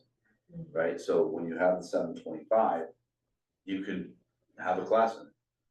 And your point, Brianna, this is where mobile furniture matters and where dividers matters, that you can, for sure, and I know it sounds crazy, but a 725 square foot space for intervention could be, that is right now what is happening in the space, the classroom underneath the gym at Center School. There are 4 staff members down there that have desks, and they each have their own space where they're running their groups. So it's, but if I had to put a full classroom down there, over, class, I could. Is it easier to everyone likes their own space? For sure. And there will be some growing pains if we do this, because every square inch of Hall School is used. Everybody wants their space. I think it's a fair comment to say, I'm gonna look at storage again, Rusty, and make sure that, like, I can walk through storage spaces and look at and go, okay, is it really used, or is it just housing books from 1980? Like, I can have a good sense of that. We also, if we're gonna stick with the rotating schedule for 5 through 8, you don't need a flex space up there. So can we move it down to? That could be your Yeah. intervention space too, yeah. We'll move it to primary. So then they would have Do you get the 2 or 3. We don't, Flex spaces? Yeah. So if you are, One through 4, 1 just general here in red, and then you're suggesting the 5 through 8 go down to 1 to 4, do that. you could also do the intervention space that's listed as intervention becomes the elementary intervention. And that flex space for 5th grade is, or 5-8 is the middle school intervention Yeah. space. Where you have You can that, just change the name of that. Yeah, where you have the 350 and then divide that could easily be. No, it's full, it's not a 350, it's a full flex, right? Oh, yeah, I'm thinking about going back to those, those 4 special ed rooms that were 350. I think they could be, intervention spaces too. I think we're gonna need them, especially speech there. So busy. So rotation 5-8. Intervention, space that's listed as intervention room would go to elementary elementary, intervention. Did I say that right? Intervention room. Oh, intervention room that's listed as intervention would go to elementary intervention, right? The 5-8 spec flex space would be used as middle school intervention. Yep. I would look at storage. We would keep the rotation model for 5th through 8th. So I'll change those spaces that are there to science and social studies. Oh, that's what that space is, Brianna. Yeah, the 5-8 flex is supposed to. Oh, the flex was social studies. Okay. Yep. Well, the interventions can just go in the middle.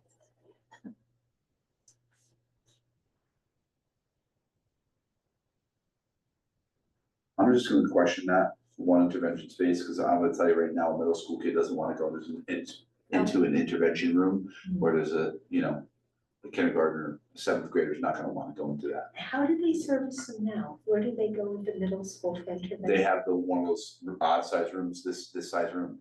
And then. There's math, it's like an office, it's probably,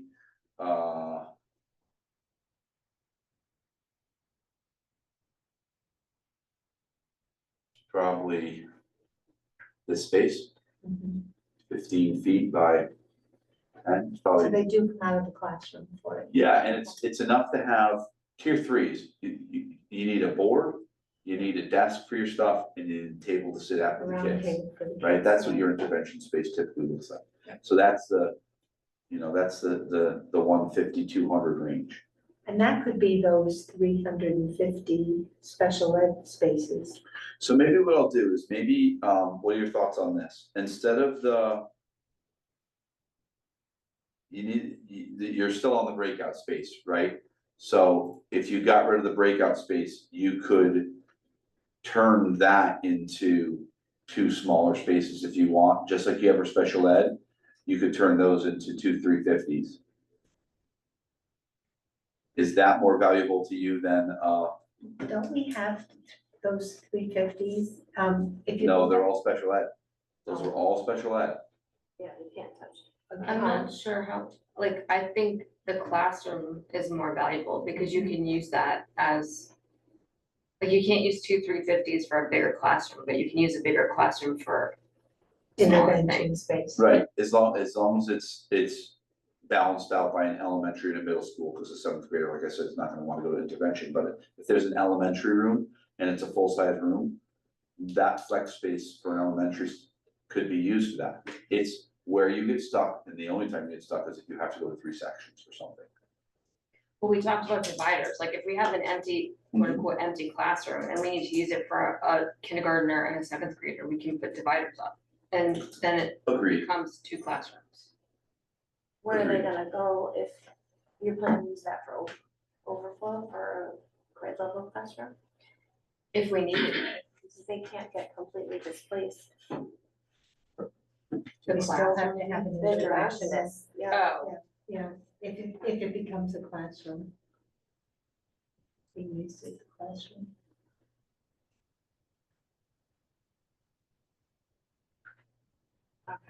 So the question of location, Yeah, it is. because if you're gonna have older kids with younger kids, they have to walk down to the younger wing. You can't That's the separation, yeah. just give it out. So how did we get to smaller spaces by eliminating the breakout spaces? Because maybe that needs to be Yes, the, because you already have 1 flex space on the elementary side.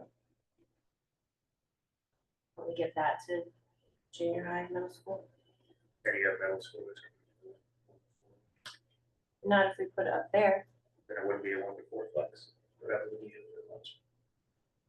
You just call Yeah. it 5th through 8th intervention. We I have guess- to- I think I can sort this out. I just wanna make sure I understand what you're asking. You want an intervention space for the elementary portion and an intervention space for the middle school. And as often as you can get that done within a full-size classroom for an emergency that can be used for something else, that's a bigger priority. And the breakout spaces really become not so important in this grand scheme of what you're trying to accomplish. Is that accurate? Right. And if you're gonna rotate classes, so let me take a swing at that then, because I'm still matching this to your old ed spec, and I wanna make sure everything's caught. And there's, the size changes are not significant of what he did. They're 50 square feet here or there, they're not huge. But I'd rather try and make some tweaks and make a recommendation than just try and keep moving the puzzle pieces on the screen. It's harder to do it that way. Another thought, if we put kind of special ed together and intervention rules were part of that pod, say. Again, it just depends on what you do. If you're renovating hall, that's a harder, you're in a box that already exists. Yeah. You can do it on the addition extension area, right? But in the box that already exists, the box is already there. If it's new, you have a lot more flexibility. Well, that's a good concept to hold on to and note somewhere that. If we can keep it together. Cause you could have intervention in there and when space allows, have them separate, but there would be a lot of mixing of grade level kids within the special ed services. So that it wouldn't be so. I don't know if there is. Cause they have blocks. Like right now, they have a fifth grade special education teacher who teaches fifth grade students who are identified. And it's in the classroom a lot of the time. That's a lot In of the push. classroom, but when there's pullout, they have a space to go and it's, you know, it's their space for, with fifth grade students, they're not teaching fifth and sixth graders together. So we even need more room. Cause you. It's six, not- 7, 8. No, you need enough room in a space where Jen can teach over there and I can teach over here and we're not impacting each other. Yeah. That's what why I say like the mobile furniture matters, the, you know, mobile walls matter. But I can paint a picture, that's what I'm saying, I can Yeah. take what you're looking at, and I can paint a picture for you and say, okay, here are your options based upon moving your square footage around and changing names. If you do this, you have 2 full classrooms, 1 classroom is an intervention room, but if you need a 3rd section, that group then goes on the cart, or this is where they would then the fallback space, like I can identify those things for you, as long as I know what your priorities are. The interesting thing too would be to check how space is being used now with all the intervention and how much space do they have now, you know? At the middle school, not a great deal. Yeah, I mean, I bet one room's 350. And the second room it's even smaller than that. I'd say Michelle Shine's room is probably 200. So Just they a don't long, need a narrow- lot of space. Huh? They don't need a lot of No, space. so it's a longer, narrow, when you are getting to that point, you're in a small group, you're receiving small group instruction. You're not doing a group of 10. Mhm. You're grouping maybe 3, maybe 4, sometimes 1. So 5A, you only have 2 intervention people, 1 in math and 1 in LA, so you really, okay. Yeah. Same at the elementary level? Okay. So 1 small room would do it, of one of the 350s. But you could do a 725. And do an ELA math elementary room. And then middle school 725. If that makes sense. I think I understand what you're trying to get at. The point is you're trying to maximize your bigger spaces, is that correct? Yes. Especially on the elementary side, Yeah, dual, right? so it can, yeah, but I mean, those people still have to go somewhere too. I'll sort that out though, like, the problem is, again, you still have to work within your ed spec. You wanna give everybody like, hey, if this doesn't work out, you're gonna have this space, you can't do that when you build, you have to designate it. Everybody has that Yeah. space, yeah. I mean, the Birch Grove, before it was torn down, was built on within, 2 years of initial building? Because they had an explosion of growth, they had to add on. That happens. I don't think that's gonna happen to us, but No, they didn't think either. no, right, Do what kind of, do the consultants have offices, the reading? that's why I'm going through every single one of these and matching what's there and to what we have now, because they need a They 150. need a space. They are gonna have storage and materials too. Yep. So that's. The good thing is a lot of our storage materials now lives in classrooms. Mm. It's just taking time to get the stuff out from CKLA, it's like unit by unit, but you still need a place to put it in your classroom. Did we answer your question? I think so. I think what you did though is you told me that we need to do this again before you think about approving something. And I was gonna say, and I'm open to suggestions on this, I was gonna propose that you meet on October 28th for an ed spec meeting. I wanted to take your feedback tonight, do a draft for Rusty, make sure, because I'm still going through his draft to make sure everything's there. And then you can have a meeting to review all of those things, and I can share kind of options with you about what we were just discussing. And then you need to approve, but the problem is you've got elections in there.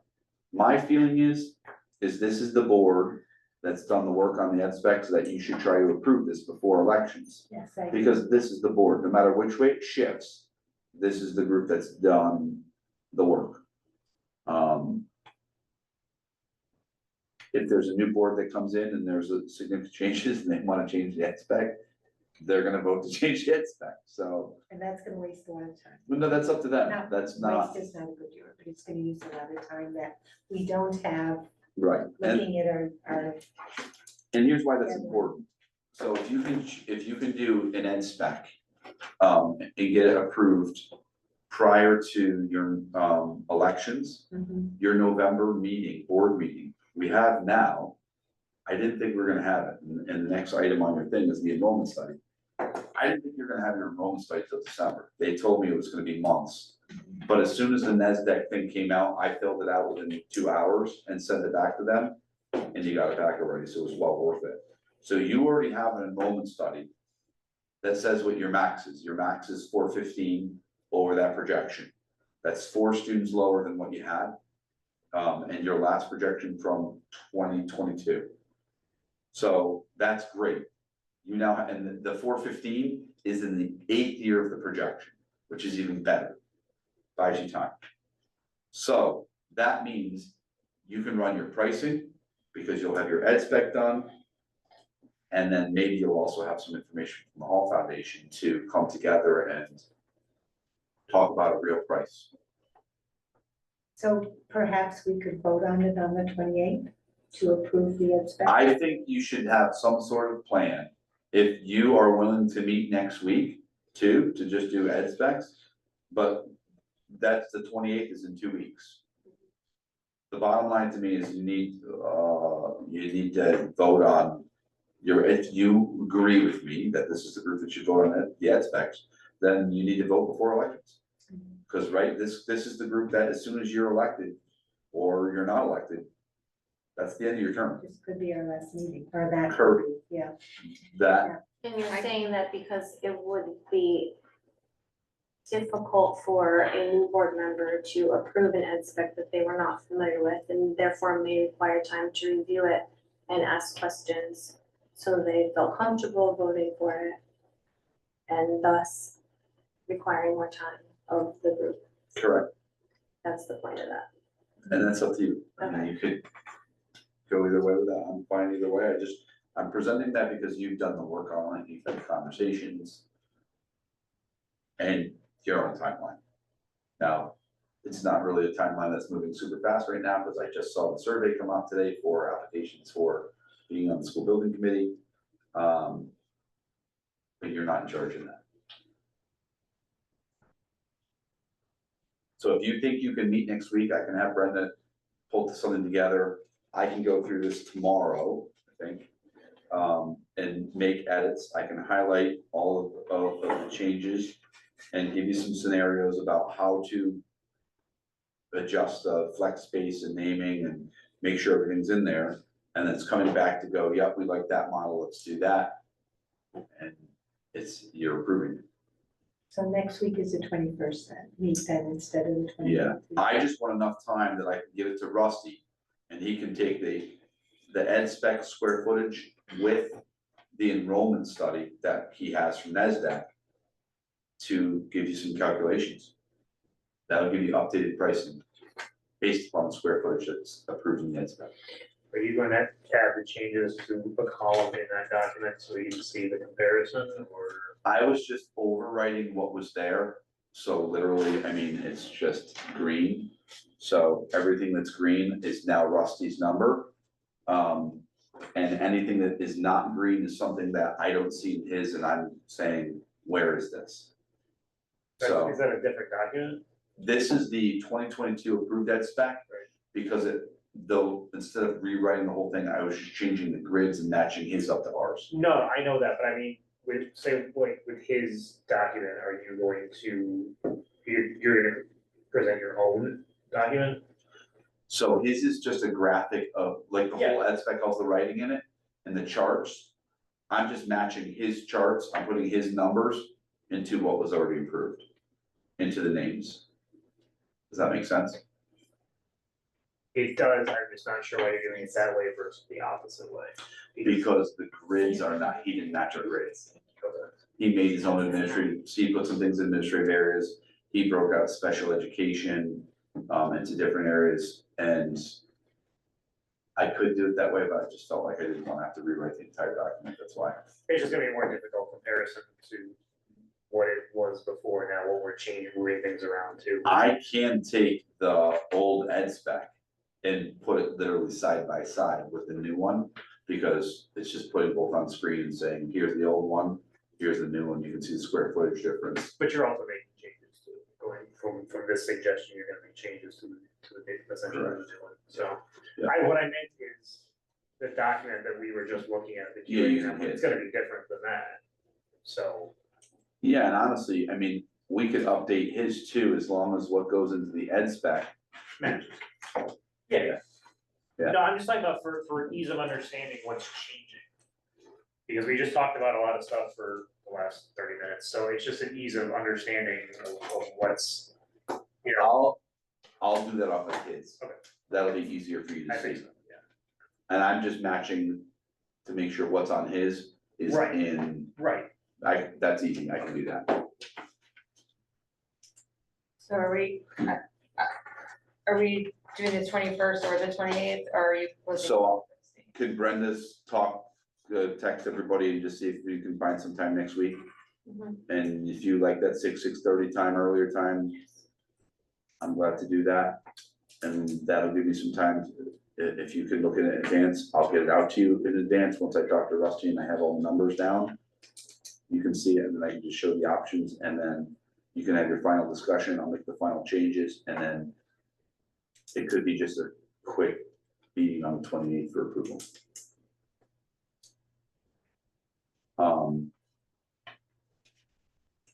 The other thing that is part of this is the Hall Foundation meeting. Do you wanna talk about the enrollment study first? Yeah, I don't know if there's much to talk about. I mean, when the old one was 415 and, or sorry, the new one's 415. Pull it up. Sorry, I didn't mean to reshift you, I just wanted to stay on the topic. So the NESDEC enrollment projection is what we're talking about. It's the 8-year projection and what they're looking at on this grid right here with the 2 yellow columns. The highest year to maximize your square footage reimbursement is 34, 35, and 35, 36, 415 students. That's their projection for pre-K 8. That is 4 students off what was in the 2022 projection by Dr. Peter Prouda. That was 415. Was it up 4 or down? Or 419. It came down to 4 students. It was 419 and it came down to 415, which again, I mean, I think that Arthur and I were sharing our concerns last time about this. Like, we were worried it could have been More. 330. So that's our magic number. That is the number that they will times- stay, when they figure out your reimbursement rate, they take the highest student enrollment projection out of the 8 years, and that's how they count, maximize your square footage reimbursement. And when I looked at this, and I look at 2025, we're pretty right on. The number you gave us of 375, did that include our pre-K? Yeah, so they call it, let's see. 372. Yeah. Yeah, it's really the projections, it's like the now is a relatively easier picture. But that's still pretty accurate. Yeah. If he's saying in here 372 and we have 375, Yeah. to me, it gives it a little bit of validity, you know? The good news for us is, this is a third party that the state will take. This impacts positively your reimbursement. Without that 415, if it was 315, which it could have been, you're gonna pay a lot more. Do we need Prouda study? We don't, but I were committed to it, number one, and number two is if it's even higher, if he comes back to 420, it's more square footage. They're gonna take the higher of the two. They would take the higher, yeah, it's whatever you present, and it has to be, you know, a NESDEC or a Prouda. Oh, this isn't product. No, this is NESDEC. and we are gonna get product, Uh-huh. so if that's. Yeah, we already committed to it and he's already working on it and I'm hoping to have that in November. This just happened to come faster. Okay, that's good. Theirs is not as comprehensive, ours is. Any other questions about that?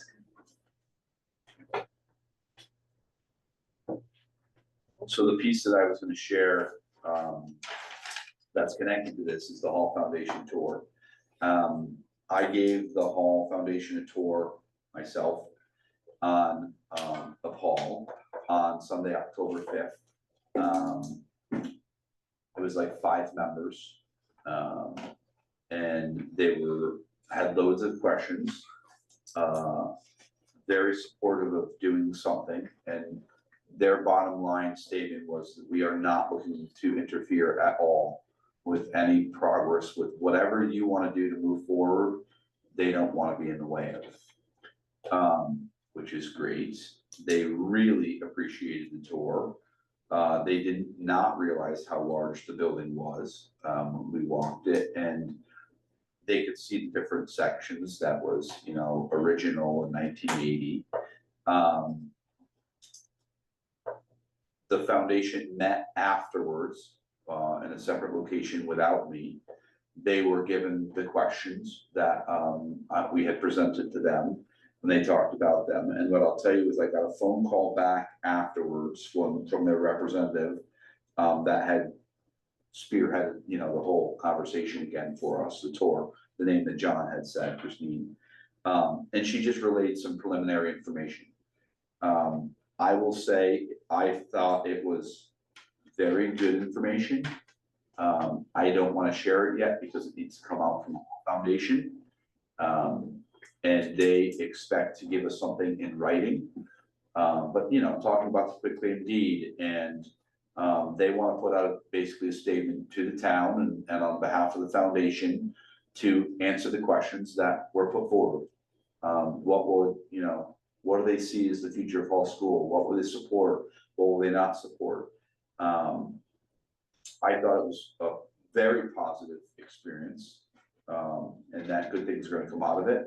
And as soon as they have some sort of public statement, I will share that with you. And that really, honestly, if it goes in the direction I'm thinking, it'll help our conversation.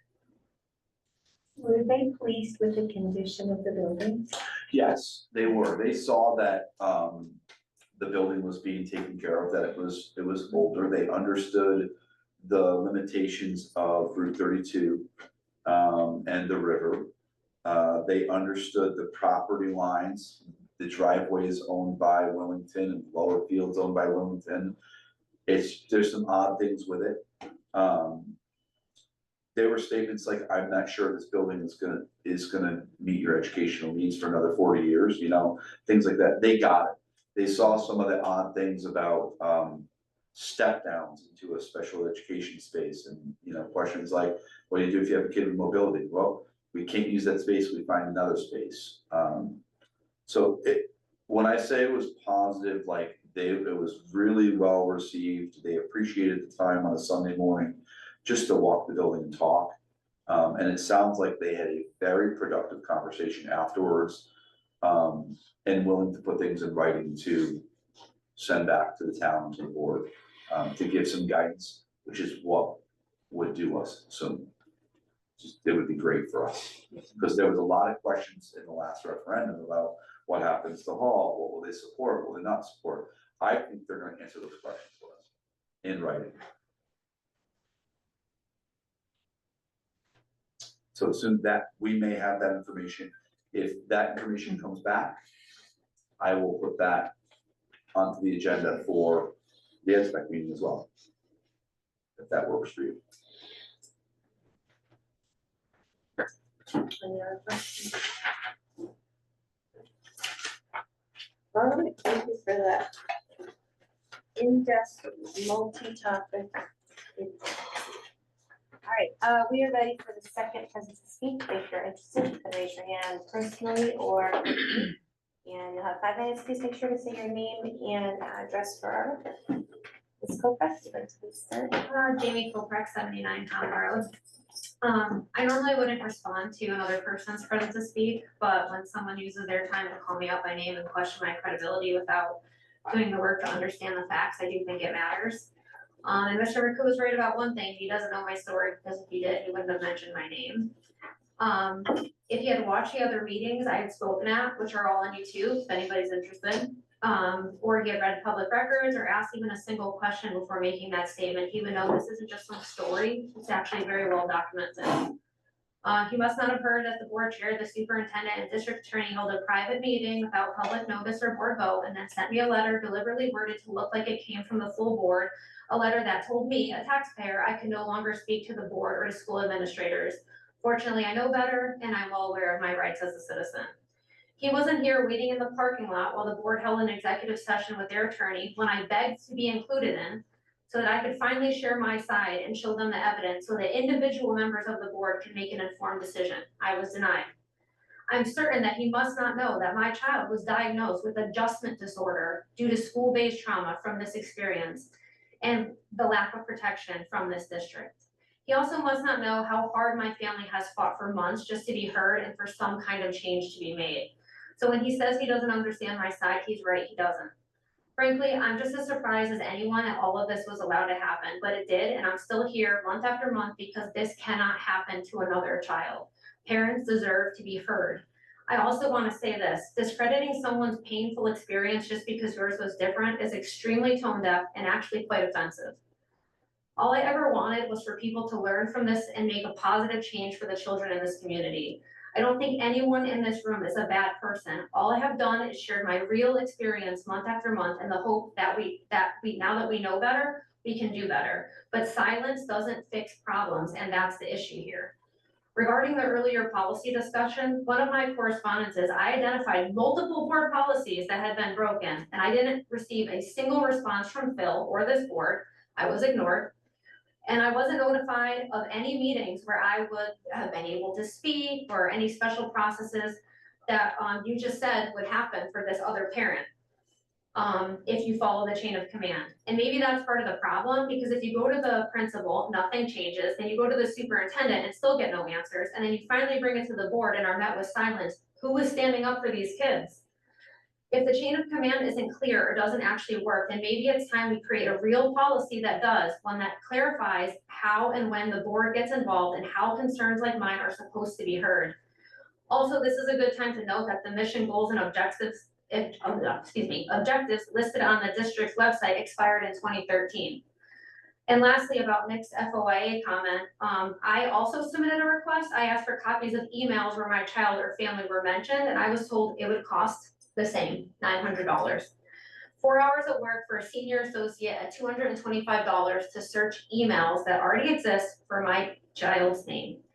Now that I've heard what Nick asked for, his request actually sounds quite more involved than mine. So yes, I do think it's worth looking into whether this is a pattern of just giving high costs to avoid giving answers, because it sure seems like it might be. Thank you. Thanks. Mr. Marshall? Hi, guys. Good evening. Jim Marshall, Fisher Hill Road. I just wanted to say a note of appreciation to the work that the board is and Superintendent Stevens is, and the due diligence and getting the, I guess, ducks lined up as efficiently as possible related to the new school or potential new school project, and expediting that timeline. So there's a lot that goes into it, and it'll be really helpful to the town and any future school building committee. So greatly appreciated. Thanks for all your efforts on that and generally as a board as we're nearing election season. So thank you, guys. Thanks. I saw Mr. McCoo next.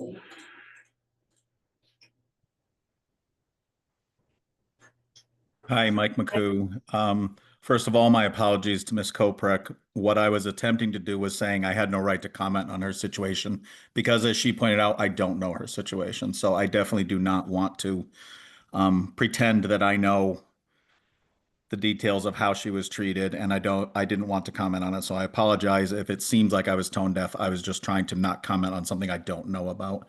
On to the next, Some very good conversation I heard here tonight about the ed spec, the enrollment projections and stuff. Very interesting stuff that we need to synthesize quickly as we move through these next few months. And also, I wanted to comment on what I think was a very good discussion about what is the board's role. I would humbly suggest that for the people trying to figure this out, because it is so important, that you look at some very good guidance from CABE. I think every board wrestles sometimes with knowing exactly what their role is. The good news for Board of Ed is that of any boards used in public in Connecticut, the boards of ed across the state probably have the best guidance as to what their purpose and their role is. And as the chair said, when it comes to supervising staff and similar, they're the only person that the Board of Ed can supervise is the superintendent. So there is excellent guidance from CABE available right online that indicates what the Board of Education does do. That's CABE for those who want to look it up. And it's very clear that it is the superintendent's responsibility to supervise every employee from the superintendent on down. So as many board members noted, what this really ends up becoming is a policy discussion as you go down the road. Thank you. Thank you. Mr. Teller? Nick Teller, Myrtle Road, Willington. As you can hear tonight, there are major concerns that continue under Phil's so-called leadership. This board needs to step up and hold Phil accountable. I hope that happens sooner than later. I'm also disappointed that the board had no real questions tonight regarding the pay increases. For the most part, there was no discussion or challenges, not even something as significant as a 4% increase in pay. It's concerning to see decisions like that move forward with little examination or public explanation. When the policy concern came up, the way the board, excluding Arthur and Sam, responded was equally troubling. Rather than showing a willingness to address it or take it seriously, the board seemed defensive and dismissive, wanting to discuss the policy of concern, and seeing that discussion avoided raises even more concern, hiding it as though we don't want to talk about certain people as a scapegoat tactic. From a policy standpoint and the issues that surround that, the fact that the chair and the majority don't see it as a priority is deeply concerning. Maybe this particular complaint doesn't warrant immediate action, but the larger issue is the pattern of defensiveness that appears whenever policy questions arise.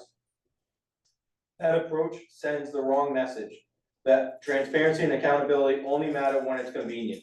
And let's be honest, the way this board conducts itself gives that appearance that things are being hidden. When the public sees that kind of defensiveness, and the confidence in leadership erodes.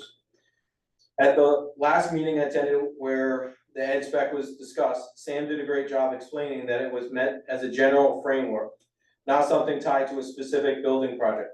But tonight's discussion had a very different tone, one that suggested the ed spec is being linked directly to plans for a new school. The Board of Education seems to be acting as both the school building committee and the ed spec committee, rather than keeping those responsibilities separate. The comment made tonight by Phil that you have to work within the ed spec only emphasizes that the board is stepping too far into the SBC, into what the SBC should be handling. That focus should remain on refining and finalizing the ed spec itself, not using it as a justification for a new school. The public deserves clarity on that distinction. I hope I'm wrong, but I'm guessing that the district still has nothing in place to address teachers following minors on social accounts, even though there has been a teacher of concern in the past who posted students on their personal page, which has been brought up many times to this board. That's a serious issue that deserves proactive attention, not silence or delay. And in regards to Mike McHugh's comments earlier, my experience with Mike in the town was one where the town had to go to a state FOI hearing and it ended up losing. The state ordered the town to fulfill the majority of the request because it was found in violation of FOIA law. It also seems that Phil wants to go down the same path, turning a simple FOIA request into a full-blown complaint process that ultimately costs the town more money. These are basic requests for material that should be readily available, especially when they involve records less than 6 months old. And frankly, Mike's comments tonight reflect an old school mindset, one that assumes we should simply just trust those in charge, even when they've already misled the public. That kind of blind trust is exactly what allows this issue to persist. So the implication that the town works nicely on requests is simply request is completely wrong. The reality is transparency only came after being forced by the state, not through the town's willingness to cooperate. Thank you. Thanks.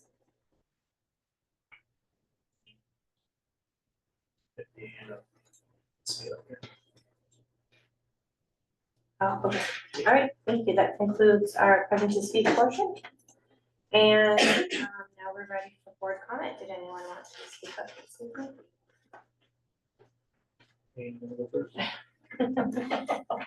I can, okay, I have my thank yous and welcomes. Let's see, first to thank Carol, I'm gonna do first names if that's okay, but first to thank Carol and wish her a good retirement and welcome Kate in her place. Oh wait, no. Help me fill my heart there. Okay, good, okay. All right, and next, let's see.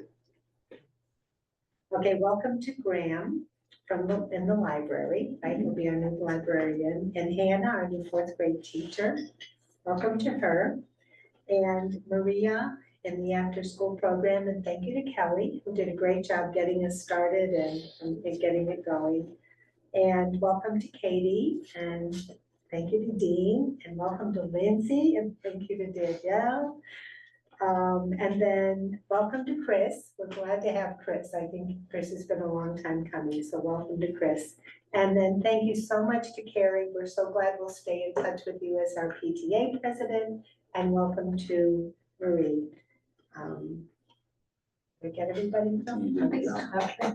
Thank you. That's important. Yes. Okay.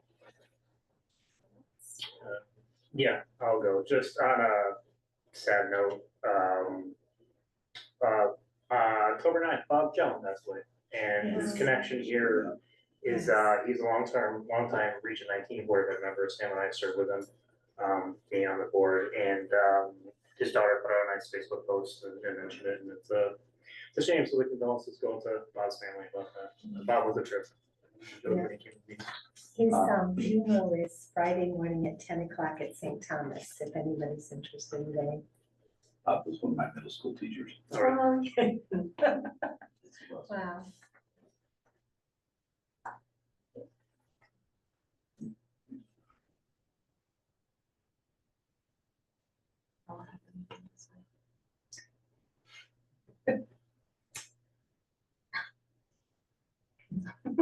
Tracy, did you have any comments this evening? Perhaps she's let herself go. No, I'm all set. Thank you. Thank you. Okay, then we are ready to conclude. I just wanted to say, I'm looking forward to seeing people in the following 2 weeks to talk about our ed specs and trying to get some things moving along. Hot dog indeed. All right. And I just wanted to encourage our public again to take a look at what we have going on with the ed specs. It's perfectly wonderful when you're able to look it over and offer suggestions, or if you see something glaring that you think we could do differently, please let us know. Your input is really the most important to us, I think. Okay, we're ready. One more thing. I'm sorry, I forgot. We are doing open gym basketball because basketball season is coming up. I'm running it for the girls on Thursdays from 7 to 8 at the whole school gym. Everybody is welcome. Just Rachel Signor at Parks and Rec, and she'll get you the information for it. And then I believe Mike Bennett is doing it for the boys on Wednesday from 7 to 8 as well. So if anybody kids are considering trying or would just like to get some exercise, come on down because we do some drills and then we play. I do some drills and we play a game, and the girls seem to have a lot of fun. So anyone can just show up? Yeah, I think you have to do a waiver kind of thing first for one time, and then That's awesome. Sorry, When does that start? it's already started. It's been going on for a couple weeks. Okay, and it'll go for how long? For I think into November. very nice, So thank you. Yeah. Thank you for doing that. Okay, I move that we adjourn at 10:29. Second. Discussion, all in favor, please say aye. Aye. Thank you, night, everybody, at 10:29.